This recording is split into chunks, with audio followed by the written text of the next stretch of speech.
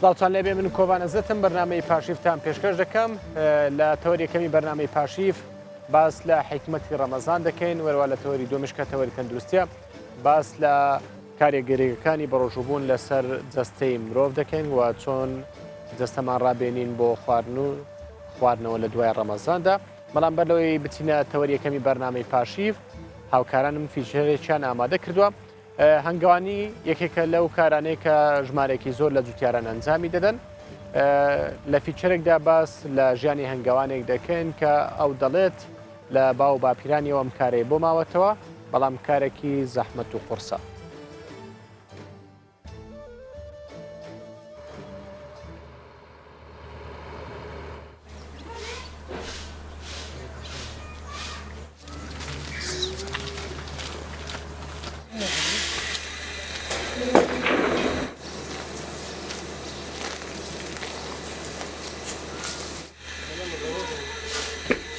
اسمي اسماعيل محمد خلقي كنت كيما بوبن ما بو بيرد ما اف شلو مشوكري وعم بدرسيو فيربي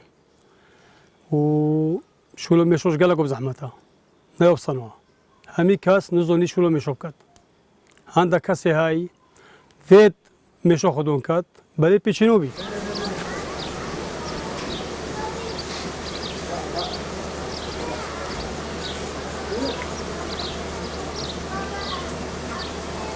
ما دون عدد مشوي تبرو مشو زر ومش الرش مش الرش شلويو كيما مش زر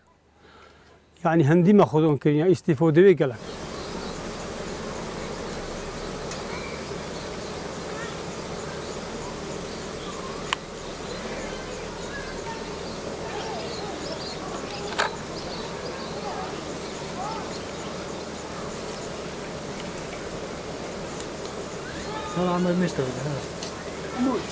شلون مشو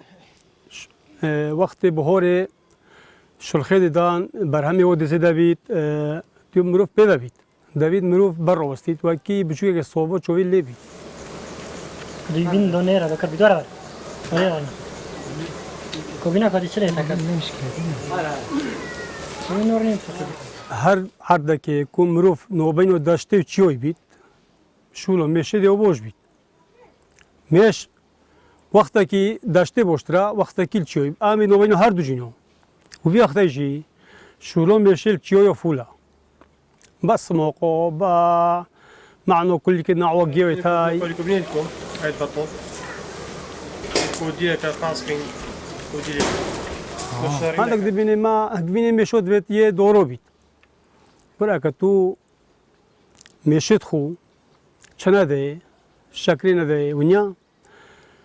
گوینی و فرقانی هایی چوا بس هناك دبینی ما گوینی چو دورت بید يعني قناعات عالم من نمويا غشيت كان هيك دهيت كريت كيلو گوینی بونا خوشي هم غشيب كان يقولنا حكو زورو مازنا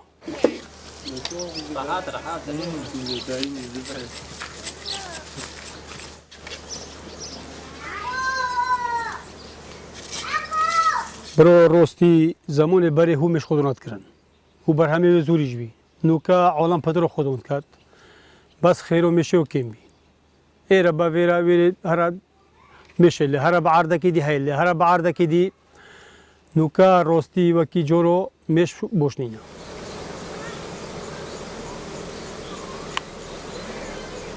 خود هورو کوریومن کوریم هورو کوریومن کرد آفتنی اف کوریومن عقیب پتر خرو هورو کوریو میشد کرد و زحمتی فرود باد یه که ها هکوینی وش نوید بینی ما وادن ما هکوینی وش نوید نزونن برهمی اون نزونن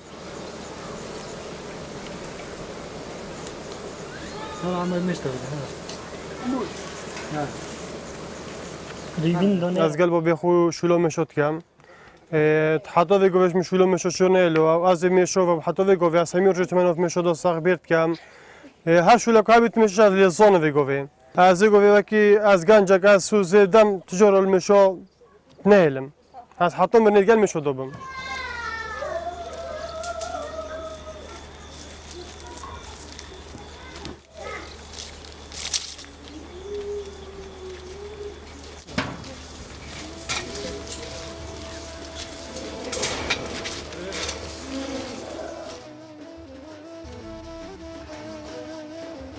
بەڵێ لە تەوەری یەکەمی بەرنامەی پاشیف مەلا ئەمیرگەردی مامۆستای ئاینی لەگەڵمان دەبێت باس لە حیکمەت لە ڕەمەزان دەکەین مامۆستا بەخێر بێت خۆشحاڵم سوپاسان دەکەم حیکمەت لە مانگی ڕەمەزان چییە؟ بەڵێ حکمەتەکانی پێشەشی سوپاسان دەکەم بۆ داوتکردە زۆر سپاس حکمەتەکانی مانجی ڕەمەزان زۆرن دەرس و پند و ئامۆژگاریەکانی مانجی ڕەمەزان زۆرن بۆ نمونە یەک لە حکمەتەکانی ئەوەیە کە دەورەیەکی یەکمانجیە بۆ تەقویەکردن و جوڕعەیەکی بەقووەت و بەهێزە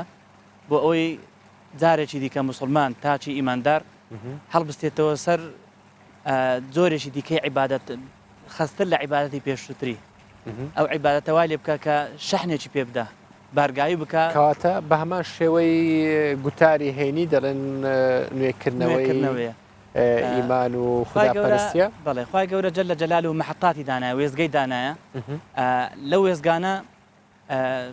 بۆ شەحنکردنەوەی ئیمان بۆ بەقوتکردنی ئەخلاقی جوان و بەرز و باڵا لە ڕێگەی مانجی ڕەمەزانەوە لە ڕێگەی حەج لە ڕێگەی عەمرەکردنەوە لە ڕێگەی نوێژەکانەوە نوێژەکانیش ڕۆژانە کە پێنج فەرزە خەڵک لە بەجەماعەت بێکتر دەکەن لە ڕێگەی ڕۆژانی هەینیەوە کە مامۆستا ئاینی وتارێک دەدا باسی ئەحداس و ڕووداوەکانی ڕۆژ و پێویستەکانی سەردەم دەکا هەموو ئەوانە بۆ بەهێزکردنی ئیمان و ئەخلاقی جوان و بەها بەرزەکانە پاشان هۆکارانن خدای گەورە ڕەمەزانی واجب کردووە هۆکار زۆرن باسم کرد هۆکارێکی دیکە لەعەلەکم تەتەقونە بۆ خۆ پارێزکاریکردنە ئینسان لە ڕێگەی ڕەمەزانەوە زۆرشت فێر دەبی کاکۆڤان بۆ نمونە لە مانجی ڕەمەزان هیچ کەس مراقبت ناکە هیچ کەس محاسبەت ناکە هیچ کەس هەست ناکە ئەسڵەن کە جەنابەت بە ڕۆژووی یان بێ ڕۆژووی بەڵام لەناو مانجی ڕەمەزان وەکو پێغەمبەری خوا صلی الله علیه وسلم دەفەرمی احتسابا هەر لە جێی خۆتەوە لە لای خۆتەوە ئەو بڕیارەت دەی کە بە ڕۆژووی بێ ئەوەی کەسش محاسبەت بکە و مراقبەت بکە بێ ئەوەی کەس بزانێت کە بە ڕۆژووی یان بێ ڕۆژووی دەتوانانی لە ماڵەوە تێرنان بخۆی پاشان کە دەرەوە بڵێ بە ڕۆژوم بەڵام لە مانجی ڕەمەزان ئەو محاسبەیە ئەو تەقویە ئیمانیە ئەو تەقوایە زیاد دەکا ئەو ئینسانە بە خۆی دەبێتە محاسبی خۆی کەواتە زیاتر لایانی ڕۆحیە لایانی ڕۆحی لە لایانی معنەویشەوە زۆرێک لە تەکافل و لە هاوکاریکردن و لە یارمەتیدان دروست دەبی بەڕێزان ئاگادارن مسلمانان لە ناو مانجی ڕەمەزان دەست یارمەتی گەلێک زۆر دەبی مسلمانان یارمەتی یەکتری دەدەن بە حکمی ئەوەی هەر هەمویان هەست بە برسێتی دەکەن ئەو کات ژانی نەبوونی و برسێتی یەکتری دەخوێننەوە لە مانجی ڕەمەزان بۆیش پێغەمبەری خوا صلی الله علیه وسلم لە ناو مانجی ڕەمەزان وەک سەحابەکانی پێغەمبەری خوا دەفەرمون كان أجود ما يكون في رمضان لرمضان لحمو كاتيجي دي كزياتر بخشن دبوا دي بخشي كالريح المرسلة وكوبا بحر لا يقدر الروج بيغمبري صلى الله عليه وسلم لمال وساماني خواي قوري بيدابو دي بخشي درسي دي كيمان جر رمضان زندو كردنوي لاني پەیوەندیدار و خۆ پەیوەستکردنە بە مزگەوت و قورئان و یعنی بۆ ئەوەی کە عادەتەن ئینسان لە 11 مانجی پێش ڕەمەزان مەشغوڵ دەبێت زۆر جاران مەجای ئەوەی نابێت بەڵام لە مانجی ڕەمەزان خۆی تەرخان دەکات بۆ زیندوکردنەوەی مزگەوت بۆ زیندوکردنەوەی شەوانی لەیلەت القەدر بۆ زیندوکردنەوەی یا پەیوەستبوون بە قورئان خوێندنەوە عادەتەن خەڵکی وامان هەیە چەند جارێک ختمی قورئان دەکەن لە مانجی ڕەمەزان باشە مامۆستا هەندێک کەس دەڵێن حکمت لە مانجی ڕەمەزان ئەوەیە کەوانەی خوا پێدراون زەنجیرن نەبوونیان نەبینیوە نەبوونی خۆراکیان نەبینیوە بۆ ئەوەیە کە تێبگەن کە نەبوونی چەندە ناخۆشە تێبگەن کە نەبوونی خۆراک چەندە بە ئازارە هەست بە برسێتی بکەن ڕاستامیان ئەمە ڕاستە و لەکرێ لە بۆ فەقیریش لە بۆ کەسی نەدار و ئەوانەی کە لە ڕووی مادیەوە بێتواناشن دەرسێکی دیکەبی بۆ ئەوی بزان کە لە فەقیریش ناخۆشتر هەیە کە هیچ خواردن نەبی ئەوەش زەحمەتیەکی دیکەیە ئێمە گەلی کورد ناخۆشی و زەحمەتی زۆرمان لێ ساڵانێکی زۆر بوو ئاوارە بووین دەربە دەربووین هیوامان هەوو زۆریش دەوڵەمەند بوو بەڵام لە نەبوونی هیچ نەبوو بیخوا لەو شوێن و لەو دەربەدەریە هیچ شتێک نەبوو لە بەردەستیدا نەبوو بۆیە لە بۆ دەوڵەمەند ئەوە دەرسێکە بۆ ئەوی لە حاڵی فەقیر دێبگا فەقیرش بزانی کە لە نەبوونیش ناخۆشتر هەیە نەبوونی خواردنە نەبوونی خواردن ئەو تاقیکردنەوە ئەو سەبر و ئیبتیلایە یەکێکە لە دەرسە هەرە گەورەکانی مانجی پیرۆزی ڕەمەزان باشە خوای گەورە پێویستی بەهۆیە بەوە هەیە کە مرۆڤ خۆی برسی بکە خۆی تێنوو بکات خی گەورە پێویستی بەوەنی ئێمە پێویستمان بەوێ ئێمە پێویستمان بە عیبادەتە ئێمە پێویستمان بەخوا پەرستیە ئەجی ناخوای گەورە لە هەمومان دەوڵەمەندترە وەخوای گەورەش جل جلاله دەفەرمووی ئەنتم الفقراء إلى الله والله هو الغني خی گەورە خۆی دەوڵەمەندترین زاتە خی گەورە جل جلاله خالقی کەون و کائیناتە بەڵام ئەوە ئێمەین کە پێویستمان بە عیبادەتە ئێمە پێویستمان بە تەکافولە بە یارمەتیدانە بە زیندووکردنەوەی شەوانی لە قەدر و عیبادەت و ڕەمەزان و نوێژە بۆ چاکبوونی خودی خۆمان بۆ چاکبوونی قیامەت ماش باش مامۆستا گفتوگۆی زیاتر دەکەین با بزانین پاشێ و کە بەرەو شەوانی کۆتایی مانگی ڕەمەزان دەچین لە شار و شارۆچکەکان بە شێوێکە سەرتاش دەچمە لای هاوکارم کاروان ڕەحمان کە لە سلێمانیەوە لەگەڵم دەبێت کاروانم کاتت باش ئیتر بەرەو جەژن دەڕۆین چەند ڕۆژێکی ماوە لە ڕەمەزاندا و دواتر دەبتە جەژن بابزانین لە ڕووی گەشتیاریەوە تا چەند خەڵک ڕویان لە شاری سلێمانی کردووە بە مەبەستی گەشتکردن. بەڵێ کۆڤان سڵاو لێوە سڵاو لە بینەرانی کوردستان 24 پاشیوی هەموو لایەک بە خێر و خۆشی و سەلامەتی تێپەڕێ هەڵبەتەوە خۆت باسێ کرد ئێمە لە ئێستا کردومانە بە جەژن یعنی بەو پێی تەنها دوو ڕۆژێکمان ماوە سبێنێ 28 و 29 و ئەگەری زۆر هەیە یەکشەمە یەکەم ڕۆژی جەژنی ڕەمەزانی پیرۆز بێ ئێمە ئەم شخصە لەسەر بابەتێکی زۆر گرنگ دەکەین ئەوش مەسەلە گەشتیاریە ئایا تا چەنە گەشتیاران ئامادەکراون بێنە هەرێمی کوردستان چ لە ناوەڕاست و باشوور چ لە ڕۆژهەڵاتی کوردستان کە لە ساڵانی ڕابردوو لەم سێ شوێنەوە ینی گەشتیارێکی زۆر ڕویان لە هەرێمی کوردستان کردو بە دیاریکراوی وەکو داتایەک بە بینەرانی کوردستان 24 بڵین ڕەمەزانی پێشووتر نزیکەی 45,000 گەشتیار ڕویان لە پارێزگای سلێمانی کردووە لە ڕێگەی فڕۆکەخانی سلێمانی لە ڕێگەی خاڵە سنووریەکان و لە ڕێگەی بازگەکانەوە کار ئاسانیان بۆ کراوە بۆی بێن من گفتوگوی زیاترەکەم 2 میوانم لەگەڵە بێ کاگارام شوانی وتەبێژی دەستەی گەشت و گوزار لە پارێزگای سلێمانی و تەبێژی گەشت و گوزاری سلێمانی لە هەمان کاتە کاکە عەتا ئەنوەر سەرۆکی کۆمپانیا و نووسنگەکانی گەشت و گوزاری لە سلێمانی لە سەرەتا کاگارام شوان کاک ئارام سڵاوتان لێبێ سواس دەکەم کە ئەم کاتێشەو لەگەڵ ئێمە بووی ئەمەوێ باس بکەم پلانی جەنابتان وەکو گەشت و گوزاری سلێمانی بۆ پێشوازی لە گەشتیاران چییە؟ سڵاو لە بەڕێستان و سەرجەمینەرانی کوردستان 24 دیارە ئێمە ساڵانە لە کاتی نزیکبوونەوەی هەموو بۆنە ئاینی و نیشتیمانیەکاندا و بۆنانی کە دەبنە هۆکارێک بۆ ڕاگەشانی گەشتیاران بۆ سنووری پارێزگای سلێمانی یاخود هەرێمی کوردستان لە ڕێگەی دەستەی گشتی گەشت و گوزار و لایەنە پەیوەندیدارەکانمان کە هەیە کۆمەڵێک لیژنەی تایبەتی پێکدەهێنین بۆ پێشوازیکردن لە گەشتیارانمان بۆی کە بتوانین زۆرترین گەشتیاران بەلای خۆماندا ڕابکێشین بۆ بتوانین دڵی زۆرترین گەشتیار خۆشکەین بەبێ ئەوەی کە کەمترین گرفت و کێشە و کەموکۆڕی بێتە ڕێگەیان لە گەشتێکی خۆیاندا خۆشحاڵ و شادمان بن هەر ئەمەوەی کوورەکەماسنی بە پێگەنانی سێ لیژنەیەکەمان بریتە لە پێشوازیکردن لە گەشتیاران لە خاڵە سنووریەکان و فڕۆکەخان و بازگەکاندا کە هەڵدەستن بە دابەشکردنی زۆرترین چاپەمەنیەکانی وەک نەخشە و ڕێبەری گەشتیاری ساڵی 2007 شاری سلێمانی و برۆشەری ژمارە تەلەفۆنی پێویستەکان جگەلەوە لیژنەی تایبەتیمان هەیە بە دوواداچوون لە بەناو هەموو سەرجەم خاوەن ماڵەتە گەشتیارەکانی وەک هۆتێل مۆتۆ لە ڕێستۆرانتەکان بۆی کە ئەگەر گرفت و کەم و کوڕێک هەبێ لە کارکردن یان لە بەرامبەر گەشتیاران گرفتەکانیان هێڵنەوە گەر پێویست بە سزا بکات سزا بدرێن جگەلەوەش لیژنەی هاوبەشەکانی قایمقامەتی سلێمانیمان کە سەرۆکی کۆی لیژنەکان نوێنەری گەشت و گوزار و جگەلەوەش لیژنەی تایبەتیمان هەیە بە کە سەرۆکی لیژنە تایبەتەکەش هەر نوێنەری گەشت و گوزاری سلێمانیە کە کارێن زیاتر بە دوواداچوونە لە ڕووی تەندروستی و بۆ هەموو خاوەن ڕێستۆرانتەکان زۆر باشە کاگەرابنەوەی باسی حاڵەت بکەین ئێوە لە ڕەمەزان لە جەژنەکانی پێشووتر ینی حاڵەتێکتان هەبوو کە خاوەن ڕێستۆرانت و چێشخانەکانتان ئیجبارە کرد کە ئەنی مەتەمەکانیان بکەن و ڕێستۆرانتەکانیان بکەن و تا چەنە ئەمە حاڵەتێکی ئیجابی بوو و باشی ئەم سەپاندنی ئێوە شکایەوە ئەم ساڵی بە هەمان جۆر ئەوان بێ بە مەجبوری مەتام و ڕێستۆرانتەکانیان بکەنەوە ئێمە دیارە لە ڕابردوودا هەوڵماندەدا بە شێوازێکی ئیجبارکردن و پێدانی تەعهود بە بەڕێبەرەتی گەشتیمان کە پێویستە شوێنەکانیان کراوە بێت بەڵام کۆمەڵە گرفت هاتە ڕێگەی ئەوان کە گرفتەکانیشان گرفتی منتەقی بوون یەک لەوانە نەبوونی قەسابخانەوە و هەروەها بوون نەبوونی عەلوە و بەشێکی زۆر لە نانەوەخانە و سەڵەنخانەکان بوونی نەبوو جگەلەوە بەشێکی زۆر لە کارمەندەکانیان کە ئەوانیش مافی خوان بوو کە لە ڕۆژانی جەژنێکی وەکو ڕەمەزان و قورباندا کە مافی خوانێک کە پشووی فەرمی خۆیان هەبێت بەشێک لەوانە نیان دەتوانی کار بکەن بۆیە شتەکەمان گۆڕی بە شوازێکی اختیاری نەک ئیجباری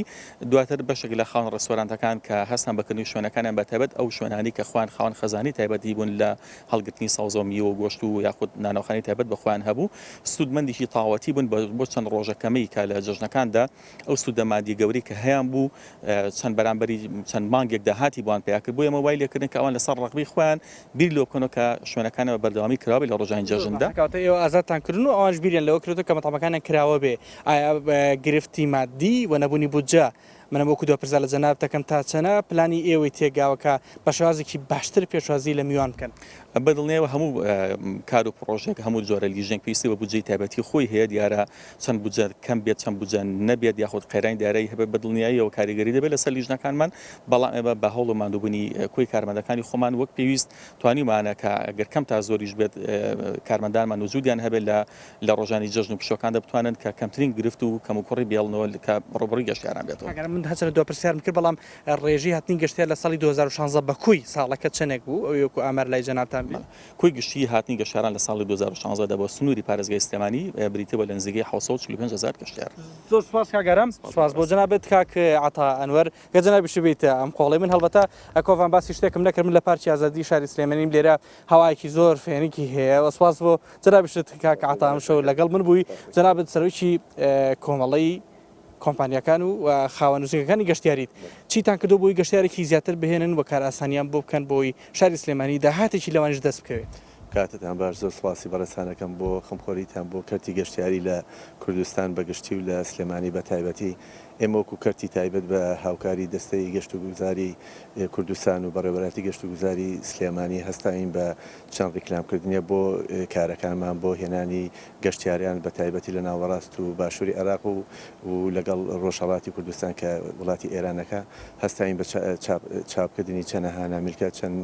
ڕیکلامێک چەنەها گروپەکانمان کردووە بە شێوەیەکی زۆر هەرزان بۆی بێنە کوردستان و بێن سەردانی سلێمانی و کوردستان بکەن. ڕەمەزانی پێش و جەژنی ڕەمەزانی پێش و 45,000 گەشتیار هاتوون پلانتان هەیە ئەم ساڵ ئەو ڕێژەیە زیاتر ببێ؟ تەسەوەرەکەم انشاءالله گەشتیارەکان کەم ناکات زیاترەکە. لە ئێستاوە گەشتیار هاتوون؟ بەڵێ لە ئێستاوە گەشتیار هاتوون ئەتوان لە ڕێی باش گەشتەکانتان بۆ ناوخۆ بۆ دەرەوەیشە؟ بۆ ناوخۆ بە دەرەوەی هەرێمیشە. زۆر باشە ئایا هیچ گرفتێکتان هەیە لەگەڵ خاوەن هۆتێلەکان لەگەڵ ئەو شوێنانی تر کە گەشتیاریان بۆ هێنن گرفتێکتان هەیە بە دیاریکراوی بیڵن لێرە بۆی چارەسەر بدۆزرێتەوە؟ گرفتەکان زۆر حەزەکەم لێرەوە بیڵم کە زۆربەی خاوەن هۆتێلەکان زۆربەی زۆریان هەنێکیان زۆر هاوکارمان لەگەڵان بەڵام زۆربەی زۆریان هیچ هاوکاریەکی ئێمە ناکەن وەکو کۆمپانیەکان بەسەر ئێمە بازەڵەدەن یەکسەر ڕاستەوخۆ عقد دەکەن لەگەڵ کۆمپانیەکانی ناوەڕاست و باشووری عێراق بەڵام ئەمە بۆ کۆمپانیەکانی دەرەوە نابێت خۆشبەختانە ئەوانە خۆمان زیاتر کۆنتترۆلمان کردو بەڵام زۆربەی زۆری ئۆتێلەکان ئەو هاوکاریانمان ناکەن لێرەوە هیوادارم لە بەڕێستان کە لەم تەلەڤیزیۆنی ئێوە ئانیش بیبینن چەند هاوکاریماکەن بۆ هەردوو لامان باشترێکەوە بۆ خزمەتکردنی کەرتی گەشت و گوزار لە کوردستان و لە سلێمانی بەتایبەتی. داواکاریتان چیە لەلایەنی حکومی لەلایەنە پەیوەنددارەکان کە بڕمنە تا ئێستا ئەگەر باوە بڵێن کەرتی گەشتیاریان پشت نەبەسراوە بۆ داهاتی لە ڕێی گەشتیاریەوە بەدەستێت داواتان چیە لەموو ئەوە باش بکرێ وەکو دو قسەی جەنابەت هیوادارین کە حکوومەت هەنیشتی هەیە لەسەر ئێمە داناوە بۆمان کەم کات و بۆ نمونە باجی کۆمپانیەکان زۆرە بۆی بتوانین ئێمەش بتوانین لەو بازانێک کە ئەوان باسێک ئێمە بتوانین زۆربەی زۆری بەکاربێنینەوە بۆ ڕێکلامکردن بۆ ئیشەکانمان دووەم هاوکاریکردنی زیاتری دامودازیەکانی پەیوەست بە ئیشە وەکو بەڕێوەبەراتی ئاسایش بەڕێوەبەراتی بازگەکان بەڕێوەبەراتی فڕۆکەخانەکان و هاوکاریکردنی زیاتر کە تا ئێستا هەبوو لە بەڕێوەبەراتی گەشت و گوزار زیاتر هاوکاریمان کردن ماکەن بۆ سەرکەوتنی کارەکانمان. زۆر سپاس بۆ جەنابیش بۆ سپاس بۆ جەنابیشتان سپاسی ناوی ئەرکی سەرشانی خۆمانە هەڵبەتە ئەوەی کە گوێتان لێ بوو هەم متەبێژی گەشت و گوزاری سلێمانی بوو هەم بەڕێوەبەری کۆمپانیا نووسنگەکانی گەشتیاری باسییان کردووە داوا و مەبەستی خۆیانیان گەیان بازەوەکەن لە ئێستەوە کۆڤان گەشتیار هاتووە وە لە جەژنی ڕەمەزانە گەشتیار زیاترێکا بەو پێیل لە یەکەم ڕۆژەوە گەشتیاران دێن بە پاسی تایبەتیان بۆ ئامادەکراوە وەک باسیشیان کرد پێش ڕاستەوخۆکەش بۆ منیان باسی کە کاراسانی تایبەتی کراوە لە ڕێگەی بازگەکان لە ڕێگەی خاڵە سنووریەکان بۆی گەشتارێکی زیاتر بێن و دەرفەتی باشتریان هەبێ بۆ هاتنە ناو هەرێمی کوردستان بە تایبەتی سلێمانی و لێرێژ لە سلێمانی چەندی سەیرانگا هەیە کە هاوینە هاوار و لە هاوینە خەڵکانێکی زۆر سەردانیانەکە لەوانە ئەحمەد ئاوا و ئاوێسەر و زێوێ و کونە ماسی چەندانی تر. زۆر سپاس بۆ هاوکارم کاروان ڕەحمان کە لە سلێمانیەوە لەگەڵم بووی سپاس بۆ میوانەکانیشت. مامۆستا دەگەڕێم وەلای جەنابتان کێن ئەو کەسانەی کە تەنها خۆبرسیکردن و تێنوێتیان بۆ دەمێنێتەوە لە مانجی ڕەمەزاندا؟ یەک لەو دەرس و پند و ئامۆژگارانەی کە لە مانجی ڕەمەزانەوە فێری دەبین ئەوەیە کە ئیمان و ئەخلاق یەک شتە. ئیمان و ئەخلاق وەکو پێغەمبەری خوا صلی الله عليه وسلم دەفەرمێ قورینا جەمیعا بەیەکەوە بەستراینەوە.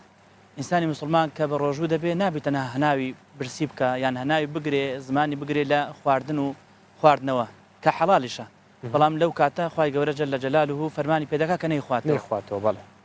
ئەوەی کە لەسەر ڕۆژەوان واجبە لە ڕێی مانجی ڕەمەزانیشەوە دەرسێکە وەری دەگرێ پندێکە فێری دەبێ ئەوەیە کە لەگەڵ بە ڕۆژوبوونەکەی زمانیشی بپارێزێ دەستیشی بپارێزێ. بۆیە ئەو کەسەی کە لە ڕۆژوکردنەکەیان تەنها تێنێتی و برسێتیەکەیان پێ دەبڕێ وەک پێغەمبەری خوا صلی الله عليه وسلم دەفەرموێ ليس له من صومه إلا الجوع والعطش، تەنها برسێتی و تێنێتەکەیان پێ دەبڕێ ئەوانن کە دەستیان نەپاراستووە لە ئازاردانی خەڵکی، لە ماڵ خواردنی خەڵکی، لە فێڵکردن لە خەڵکی، زمانیان نەپاراستووە لە تەشەرەدان لە خەڵکی، جوێندان بە خەڵکی، ئەزیەتدانی خەڵکی بە زمانیان، ئەوانەی کە ماڵی خەڵکی دەخۆن بە ناحەق لە غەیری ڕەمەزان و لە مانجی ڕەمەزانیش. خوای گەورە پەنامان بدە. باش. زۆر جار گوێبیستیەوە دەبین کەسێک کە نوێژ نەکات لە مانجی ڕەمەزاندا و بە ڕۆژوو بێت لە خۆیانەوە دەڵێن بە ڕۆژومە بە باشترە و ڕۆژوەکەت قبول نابێت. دروستە؟ ئەوە یعنی قسەیەکە ئەسڵ و فتوایەکی یعنی بنەمایەت شەرعی نییە، نەسێک نییە کە پاڵپشتی لەو قسەیە بکە. بەڵێ هەموو پێکەوە جوانن، هەموو کەسێک بتوانێت هەمویان پێکەوە ئەنجام بدە، هەم نوێژ بکە هەم بە ڕۆژوو بێ، بەڵام کەسێک کە یەکێکیان نەکە ناکرێت بڵێن ئەوی کەشیان نەکە. یعنی ئینسان ناکرێت لە خۆیەوە ببێتە مفتی و بڕیار بدە و فتوا دەربکە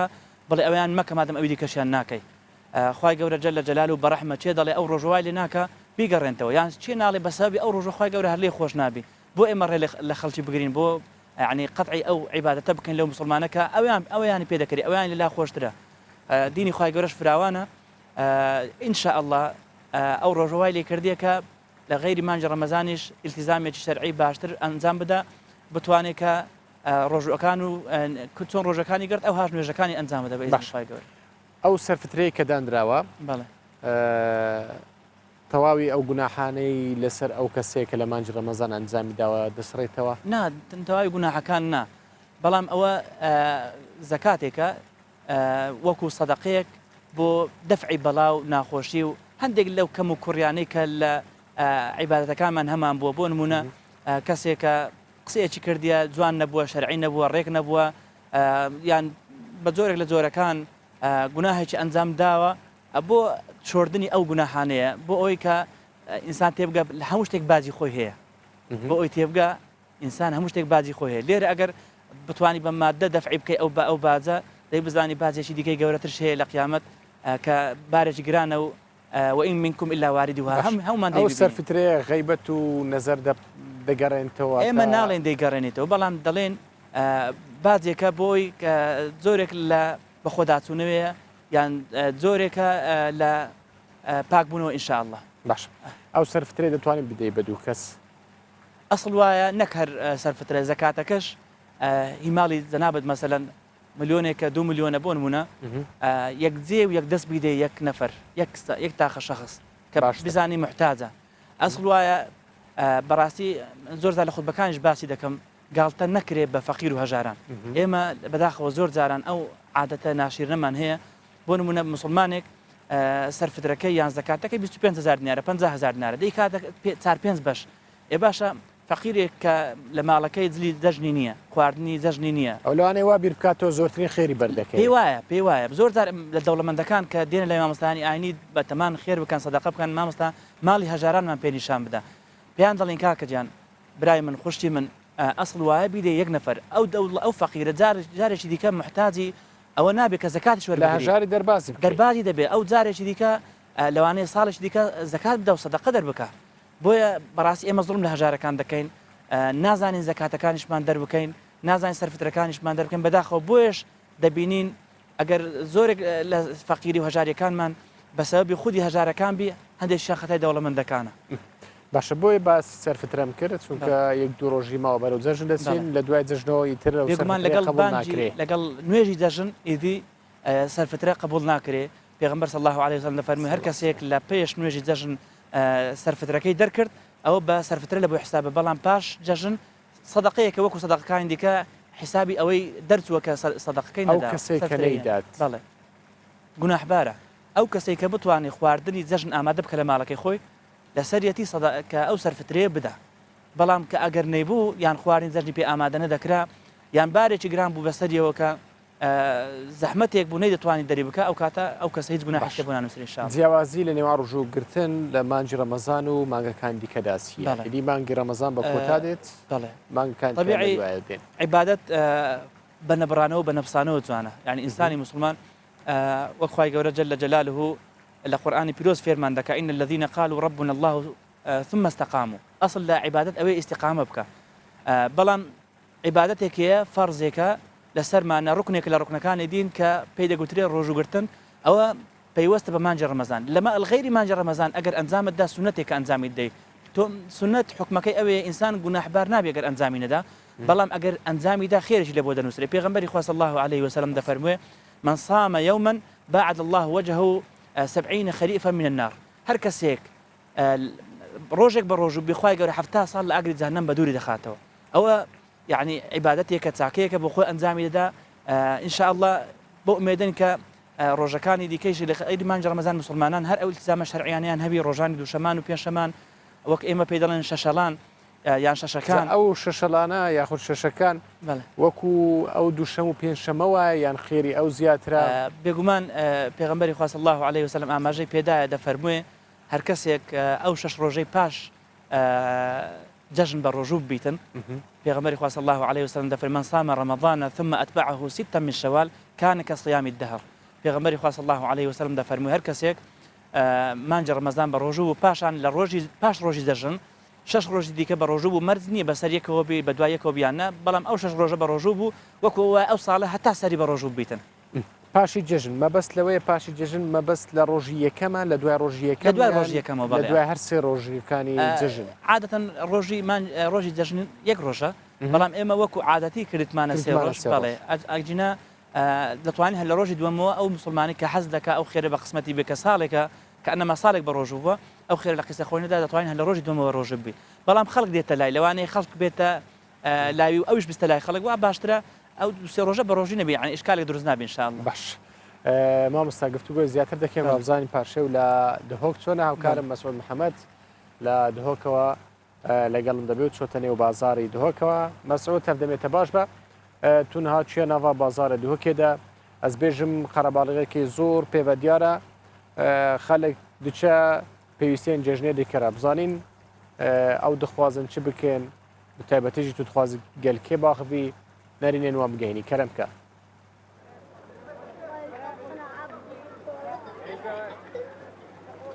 دەمیا باش بیتن کۆڤان دیارە کوستان ڕاستە بازارێ دهۆکێدا مەلڤێرێشتا قەرەباڵغێکە زۆر سەر بازاری هەیە ژبەر و چەند ڕۆژێکت کێم ماینە پێشوازیە جەژنە ڕەمەزانە پیرۆزکەن ژبەر وێژی وڵاتی بگشتی ینی قەستە بازارێکیاندا و کێلو پەلێن جەژنێ و پێدوێن ڕۆژانە جەژنێش بقادابین کەنجی یعنی ئەف قەرەباڵغیە زەترێ شەوێتێتە دیتن ناو بازاریدا ژبەر و ڕۆژێدا پلێن گەرمایەت بلندن دیسە خەلکێ پرۆژێژی ژبرسێ و ماندیبوونی ئەو زەتر شەوێ قەستە بازارێکن ئەز هەوڵدام گەل هەندێک وڵاتیان باخەوم کانیا شەوێدا چەند ئارامن کاو قەستە بازارێکن مام توێ باشی زۆر باشی بازار چاوایە ڕەمەزان چاوایە زۆر باش باشە باش چکیراتە خەڵکی کیرەی أنا بدهوك صار 3 سنة تمام سپاس ممنون دیارە وڵاتێکی عربە کۆڤە دو سێ ساڵن vêrê jîtin qesta bazarê kiriye wê jî bira tu baş şanî serêm serçava vêrê çikar dikey xudê zatim sîkên de cilka bikerim erê wala baş e sîk çawa yanî heta direngî şev xudê gelek qerebalga müşkilên dîzdîhamê mirov vêrana gehet mirov tisegî bikerit wekî dijî cilik erzanin yanî ev sala gele baş e ne hemî salane Ramazan çawaya xudê Ramazan dereceyê rojê tu mona bazarî germ ama xudê rojî gele germe vêrana gihin yani dinya gele germe şevê geleke xweştir e mirov riheta xwe stînitin baş bele zor spas ez gel xudanet karî jî baxin vêrê tu ê başî bira çanî سلامة vêrê kar dikey بله بله baş ez karê çawa ev sala da Ramazanê نسبة أفصلة بار جلك فرقي هاي بار شتر مش أفصلة وأز دست بيك بخيرات نواجد كم سپاس نسبة أفصلة بخدش شونينا شونينا أما نشونينا بنص فردا ويا دويجي اگر چنه یعنی شول نه خدي أجر بمعاشية شول نينا عالم خربط طالبون وف اول جي بشتاد نفير هم الشول ما براندي بهمي رقابه والفيري بوها كيلو بلتوات شانن يعني با کلو بلد مت بلاشن نگو قای شوی گل دکانا 8000 دم 3000 بوشي خلق ناكريت فالینه دکانا دو پنجال دم 5000 دینار و عالم که فقیره عالم پارنینو اگر اونا باش زور سپاس بخير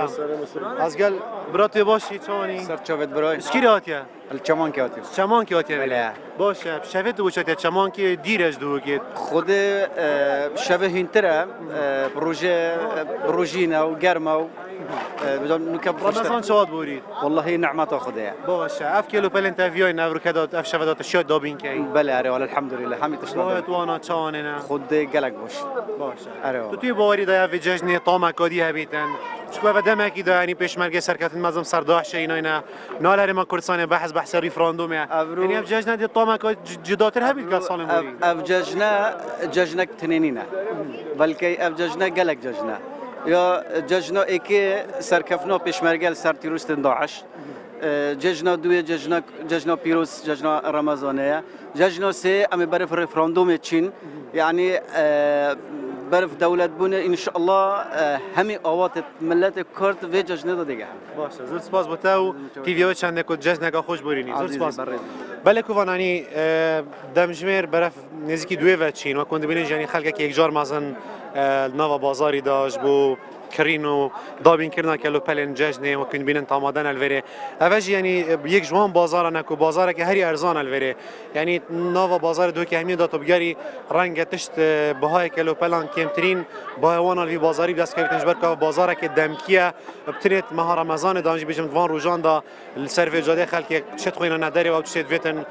کو خلک دابین کتن بهای وانی نخارده کو خلق زتري كيلو بلتواب كريتنا وقازان شكان اكسباس مسعود محمد كوتول دوكي مرة بقى اكسباس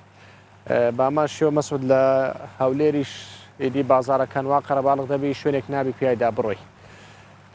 ما مصاب دبين كمان جي رمضان خلاص دبيت اواني كان ويجو روجو دكان هەندێکیان وایە دوای ڕەمەزان نوێژەکانیان نوێژێک دەکات دوان ناکە یان نوێژێکیان بە تایبەتی نوێژی بەیانیان هەر نایکات ئامۆژگارتان بۆ ئەوانە چییە؟ ئایا ئەوانە لە حکمەتەکانی مانگی ڕەمەزان تێنەگەیشتون؟ بەرەکەتی مانگی ڕەمەزان ئەوەیە کە وەک باسم کرد لە بیدایەت مزگەوتەکان قەرەباڵغ دەکا خەڵکێک ئیلتزامی دینی زیاتر دەبێت تەنانەت ئەوانەی کە کەمتر هاتووی مزگەوت و یان کەمتر نوێژ دەکەن ئەوانە زیاتر لە خەڵکیشی دیکە دێنە مزگەوت بەڵام دیارە وەک جەناب باس کرد ئەو جوڕعەیە تەئسیرێکی وای لێ نەکردینە بە حکمی ئەوەی کە زۆر جار لەوانەیە بەهۆی دەوروبەر بیان بەهۆی کەسانێکەوە کەوان پیانەوە سەرسان بن متعلق بن باشە بۆ کاریگەری نەبووە ئەو پابەند نەبووە زیاتر بە عیبادەت و تاعەتەکان یان کاری دیکە هەبووە پابند بەخۆی ئەسڵ لە عیبادەت باسم کرد کە ئیستیقامەیە بۆ منە کاتێک کە دکتۆر دەرمانی دەنووسی بۆ نەخۆشێک ئەگەر ئەو نەخۆشە بەردەوام نەبی لەسەر دەرمانەکانی کاریگەری ئەگەر هەش بێ زۆر بە قوتش بێ کاریگەری ناکە لەسەری ئەگەر لەسەری بەردەوام نەبێت ڕەمەزانی شەروایە تاعەت و عیبادەتی شەروایە هەمووی بە لێ ڕاهاتنە ئینسان کە لێ ڕانەهات لە عیبادەتەکەی بە شێوەیەکی کاتی ئەسڵەن هیوامانی هەر وەکو عادەت وای لێهاتی بەس لە ڕەمەزان یعنی بەس بۆ ڕەمەزانەکە عیبادەتەکە دەکات تا چەند پەیوەندی بەلایەنە ڕۆحی و ئیمانەکەیەوە هەیە بێگومان پەیوەندی پێوە هەیە ئینسانی مسلمان ئەسڵ وایە کە فەئیدا فەرەغتە فەنسەب لە عیبادەت بێزار نابی بێتاقەت نابی دانابڕێ وەعبد ڕەبەکە حتا یەتیەکە اليەقین خوای گەورە دەفەرمێ هەتا ئەو کاتێک کە وەفات دەکەی نوێژەکانت عیبادەتەکانت تاعەتت خواپەرستیت لێدا نابڕێ بۆیش لە فقی ئیسلامی باز لە نوێژی ئەو کەسان دەکرێت کە هەتا زۆر نەخۆش و بێتاقەتیشن توانێ هەستانەوەشیان یەکە دەتوانن بە دانیشتنەوە بە پێوە یان بە پاڵ دانەوەش نوێژەکانیان بکەن ئەگەر تااقەتی زوولەشیان هەل لە دڵەوە نوێژەکانی ئەنجام بدەن بۆ ئینسان لە نوێژ و تاعەت و عیبادەت دانەبڕێ بەڵام بەداخ وەک باسمان کرد دیارە کەسانێکن بەڵام ئەوانە کەمینەن الحەمدولله ئینشاءالله خوای گەورە هیداەتی ئەوان ئێمەش دەدا ئەو کەسانەی کە خێر و پاداشتیان بۆ نووسراوە دوای مانگی ڕەمەزان کە ئەو کەم تەرخەمیە لیان بەدی دەکرێت هیچ کاریگەریەکی لەسەر ئەو خێر و چاکەیان دەبێت کە لە مانگی ڕەمەزاندا بۆیان نووسراوە خوای گەورە دەفەرمووی ئین الحەسەنات یوذهبن السەیئات يعني تاككان جناحكان رجدا كانوا زانان دفرمون والعكس هو صح يعني عكسكش الراستا يعني خلافي مفهومكش أويك جناحيش تاككان رجدا كاتوا جناح كردنيش تاككان رجدا كاتوا بلان بومرزي أجر أو كسا يعني بلان تزور جناحك أو جناحانيك براستي يعني بمعنى كلمة معنى أزيرداني خلقو آزاري خلقو جناحك ك لسر بنماي بباوريه وأنزام بدري ما بس لا جناح كبائر كان يعني لو أنا زور زارن قد سكانيش حتى في غنبري صلى الله عليه وسلم لو جناحنا كيما بقت كان ناو دبين فرموه خلتي واهي بقدر شاخ تاكو حسنات ديني لروج قيامت بلام خواي جورة جل جلاله هباء منثورا وكو سن توزي خولق لسر برديش لوز ببي باشان باي اللي بدأ أو توزو خولا بروا دفرمي أو شاخ درو خيل الروج قيامت لبرت دفرمي أكل مال هذا وضرب هذا وشتم هذا دويني بويدايا مالي فلاني خواردي لفلاني دايا قصينا رجي بفلان قوتيا همو تاعك كان لرج دبنو خواي قول انا جورتين جناح لنيو ايمداتيا كبجناح جوركان هجمار دكت ومروف ليوا بأعجايا قدرنيا جناح جوركان زورن پیغمبري صلى الله عليه وسلم اماجي بيدايا بون منا شريك بيدا كردن لبو خواي قول نعوذ بالله يان عرق خواردنوا يان زینا کردن و شروال پیسی ما بس نوانی که مروف هستی پینه کاد بیاگای لوی بیگمان انسان لبیاگای نبی گناه ناکه کاکوفان انسان او شریک پیا کردن زیاتر لسر شریک پیا کردن ما مستانی یعنی قصد کن دگزای مروف لا ارادی بول من السوين بشتك دخوا دلنا ودكيوتا خال بشركوا اما تاتن راس دل بغوري فلان كاس نظام بسري فلان كاس دبي انسان مسلمان اقدار بالله وما يلفظ من قول الا لديه رقيب عتيد خواي جورده فرمي هرقس يقدر ببري إنسان خواهي جورة جل جلاله متابعي دكام لسري دنوسي جناحكاني تومار دكري لو إنسان مسلمان دبي أقداري ألفاظ وأقوال كاني بي لما نجي رمضان شو دبي أو درس فيربو بك متابعي تون متابعي روجوكي خوي دكا أو هاش متابعي قسكاني بك هلسو كوتي بك دانشني بك إنسان مسلمان كسيغنية كقسكاني براستي اعتباطي وزورك لا بيسربري وبتنظيم فيه وبحساب لابو وردو درشتي اعمال وكردار كان خوي دكاتره باش كواتا اواني كبي اغان او غناهيان بود نسرت اگر بي اغابي اگر بنزاني بي اگر بلبير كردن بي يان نزاني يان لبير كردن او كاس غناح كي لبونا نسري بلام لسريتي كتوبه بك حاول بدا كزارج ديك او غناهنا دوباره نكاتو عندك كسلرات بون من بيد لي بخوا او شناكم باور قناعتني حتى انا بغوري فلانكز بسر فلانكز لو اللي هلا بوتشي دلوسريت كاكو فان لو ني انا ودو كسا سون لرهاتيا ك وابك وابلي ابي خوش لي رابيني كترجبك دبي قناعتي في بيني بكسي برامبر دبي قناعتي بكسي برامبر بيني دبي قناعتي في بيني اما المسلماني وهذا ناس اصلا صندكش ناخوا ثم بيغمبري صلى الله عليه وسلم اقداري كردينو دفرموه حتى اگر رازگوش بين نبي صن بخوای گوره بخوين مسلماني ومن هي الشرم لو دكا ذاتي اوينيه ك صن بخوای گورش بخوا لا شرم ولا ذاتي ولا گوري خوای گوره جل جلاله تنهاق سكي اوي اگر زور خوت باندوك دري بروابك سوين ناخوا بروابك وادك باش مرزكاني سوين خواردن سين سوين خواردن اصل اوي ك انسان مسلمان وك باسم کرد حتى دكري سوين ناخوا اگر سوين خوار لسر قسەی حەق بێ قسەکانی ڕاست بن قسەکانی دروست بن بۆشتی حاشاک پرۆپوت و بێمانە سوێن نەخوا شتێک کە شایانی ئەوە نییە کە سوێندی لەبەوە بخورێ شتێک کە یعنی ئەسڵ وایە کە مەسلحەتێکی هەبی لە بۆ خۆی و لە بۆ دەوروبەری ئەو کات بۆ ئەوی خەڵک بڕوای پێ بکە سەحابەکانی پێغەمبەری خوا یان باشتر بڵێن پێغەمبەران سەلامی خوای گەوریان لەسەر بێ دعوە بانخوازیان لە بۆ خەڵکی کردیە و هیچیش سوندیان نەخوارد نەیان فەرمووە أي خالتين سوين بخواي جوري وادا كم سوين بخواي جوري واب كان بله يعني باشا والله مي برسالة كيدي كم مورنا قرتوا زور زار كسي قسلة قال كسي دكا دله بونمنا سوندا كيدا خوا دله بخوا أو فلان اشتبه وشوية كسي كيدي كاوي برامبري قناعتنا تاو كنا لي بجوري فلان كاز بسري فلان كاز قناعتي بوش أنا دي قناعتي بونا أو جناهية بو أو دنو سريان بو كسي برامبر كقناعتنا جناهية كم بشكل أو كسي كذا وادا كجناه بارا بلام أوي دوم أجر بجويكر أويش جناه بارد بيتن أوي دوم كتوسر رأي أو كتوسر رأي أو بيشوا بوشتكي اعتيادية أساسية أو كات أويش جناه بارد بي أصله إنساني مسلمان وقت بيغمر إخوة صلى الله عليه وسلم فرموا لا تكونوا إمعة إن أحسن الناس تقول أحسننا وإن أسأتم تقول أسأنا أجر خلق تاقبون أمش تاجين أجر خلق باجبو أمش خرابين أجر خلق خراب وأمش خرابين أصل إنسان مبدأش نجوري هبي التزامي شرعي تاجي هبي لسر أول التزام شرعي خلق تاوي ليبك نك أو تاوي لخلق شبكة بله باشا دەوترێت شەیتان کەوەین پێی دەوترێت شەیتان لە مانجی ڕەمەزاندا شەیتانەکان دەبەسترێنەوە بەڵام مسلمانان بۆچی بەردەوامن لەسەر گوناحیەکانی من بەگشتی گشتاندن ناکەم بەشێکیان بەڵێ بێگومان وەک باس کرد گشتاندن نییە بەشێک لە مسلمانان دیارە لە مانجی ڕەمەزان و لە غەیری ڕەمەزانیش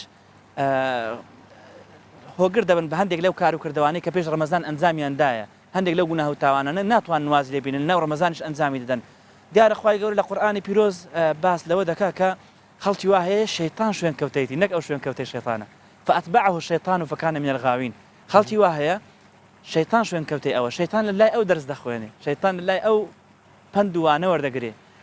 شەیتان ئەو بۆتە مامۆستای شەیتان بۆیە ئەو جۆرە کەسانەمان هەیە ئەو جۆرە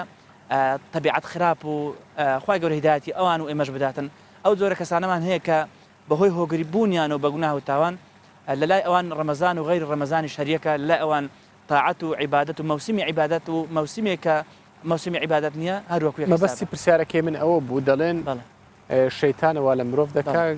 بەرەو کاری خراپە بڕوات شەیتان لەو کاتە دەبەسترێتەوە مرۆڤ بۆ بەردەوامە مرۆڤ کە بەردەوامە بەهۆی ئەوەیە کە وەکو باسم کرد زاری وایە شەیتان لە لای ئەو دەرسی دەخوێنێت کە شەیتان بەسترات و ئیدی خۆی ئەو جارە مرتاحە مەبەستت لایەنە نەفسەکەی ئەوە لەلایەن نەفسەکەی خۆیەوە لەلایەن نەفسەکەی خۆیەوە ئەو کەسە خۆی بۆتە شەیتانێک ئەو کەسە خۆی شەیتانێکە چونکە لە لای کورداواری خۆشمان معلومە دەرێ کەس شەیتانی بەچاوی خۆ نەدیتێ شەیتانی ئینسانیش هەیە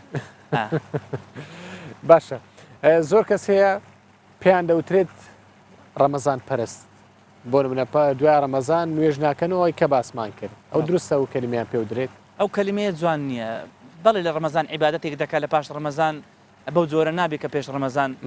ئەنجامیدایە بەڵام ئەو کەلیمەیە جوان نییە ئەسڵ جوایە ئینسانی مسلمان لە عیبادەت دانەبڕێ سارد نەبێتەوە وەک ئیمامی ئەبوو بەکر ڕەزا و ڕەحمەتی خوای گەورە لەسەر بێ ئەو کاتێک کە پێغەمبەری خوا وەفاتی کرد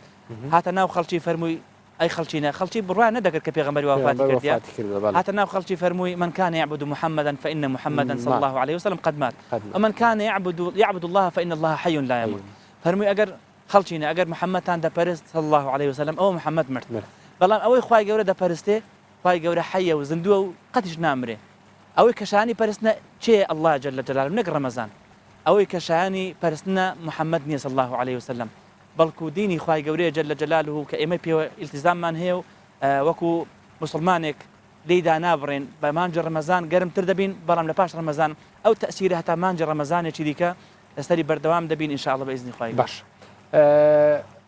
ئەو مرۆڤانەی کە بەردەوام بوونە لە نوێژ و تاعەت و نزاکردن و بەرزڕاگرتنی شەوانی لەیلەتول قەدر چۆن هەست بکەن کەوا ئەو ڕۆژ و تاعەت و نوێژانیان لێ قبول بووە بەڵێ هەستکردن طبیعی ئەوە قبول لە لای خوای گەورەیە جل جلاله کە ئایا خوای گەورە لایەن قبول دەکا لایەن قبول ناکە بێگومان ئینسانیش دەبێ حوسنی ظەنی هەبی بەرامبەر بە خوای گەورە پێوابی کە تاکەکان ئەنجام دەدا خوای گەورە لێ قبول دەکا وەک کوردەواری خۆمان دەڵێ خوای گەورە لە عەبد بەهەنجەد نییە بەهەنجەد نییە ئینسان ئەگەر لە بۆ خوای گەورە بەسڵحی خوای گەورە لێ قبول دەکا ئینشاءالله بەڵام وەک باسم کرد گرنگ ئیلتیزامەیەکی بەردەوامە سارد نەبوونەوەیە بەردەوام بوون لەسەر ئەو ئیلتیزامە شەرعی کە لە مانجی ڕەمەزاندا هەیبووە بەڵێ مامۆستا گفتوگۆ زیاتر دەکەین بە لە بەغداش بزانین پاشەوە بە شێوەیەکە کە گەڕاینەوە ئینشاءالله لەسەر و بابەتە بەردەوام دەبین دەچمە لای کارم ئاوات خەیڕوڵا کە لە نێو مزگەوتی ئیمامی ئەبوو حەنیفە لە بەغداوە لەگەڵم دەبێت ئاوات ئەم کاتت باش بابزانین دوای 27 ڕەمەزانیش کە شەوی قەدر بووە هاوڵاتیان لە بەغداد تا چەند لە پیر مزگەوتەکانەوە دەچن بە تایبەتیش بۆ زیندووکردن و بەرزڕاگرتنی شەوانی قەدر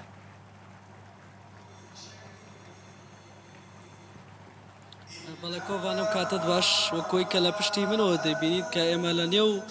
مزگەوتی ئەبی حەنیفەین لە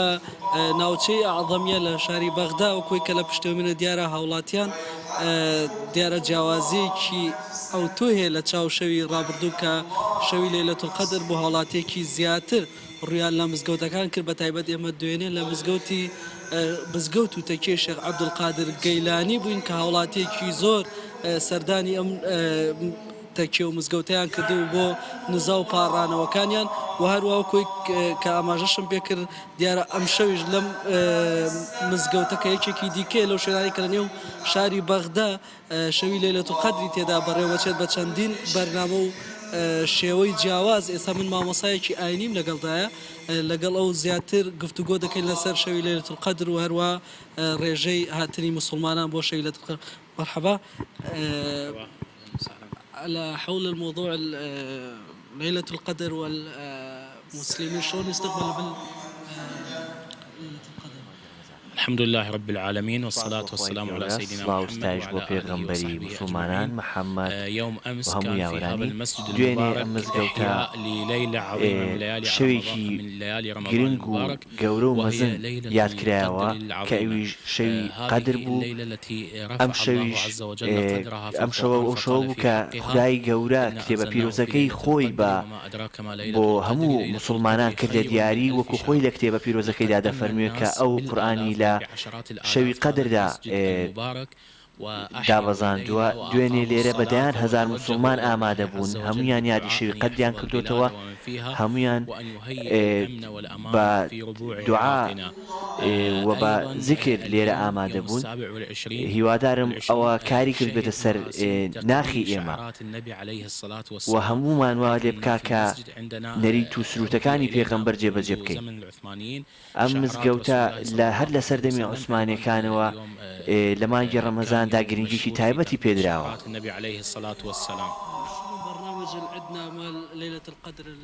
پرۆگرامی ئەم شەوتان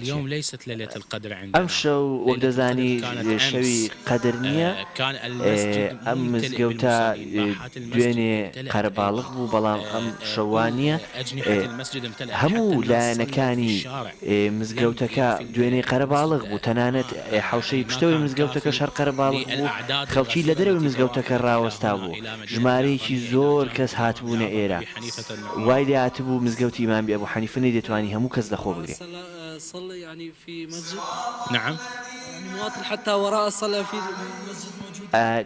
هاوڵاتیان دوای نوێژیش لێرن. من لە بشارەکەت نەگەشت حتى وراء الصلاة موجودين في نعم المسجد يوم أمس لم يغلق منذ الصباح مزگەوتی ئیمامی ئەبوو حەنیفە لە دوێنێەوە دانەخراوە، بەڵکو هەر لە دوای پاشێوی دوێنێەوە هەر بەکراوەی ماوەتەوە، تەنانەت دوێنێ بە درێژایی ڕۆژ خەڵک لێرە ئامادە بوون،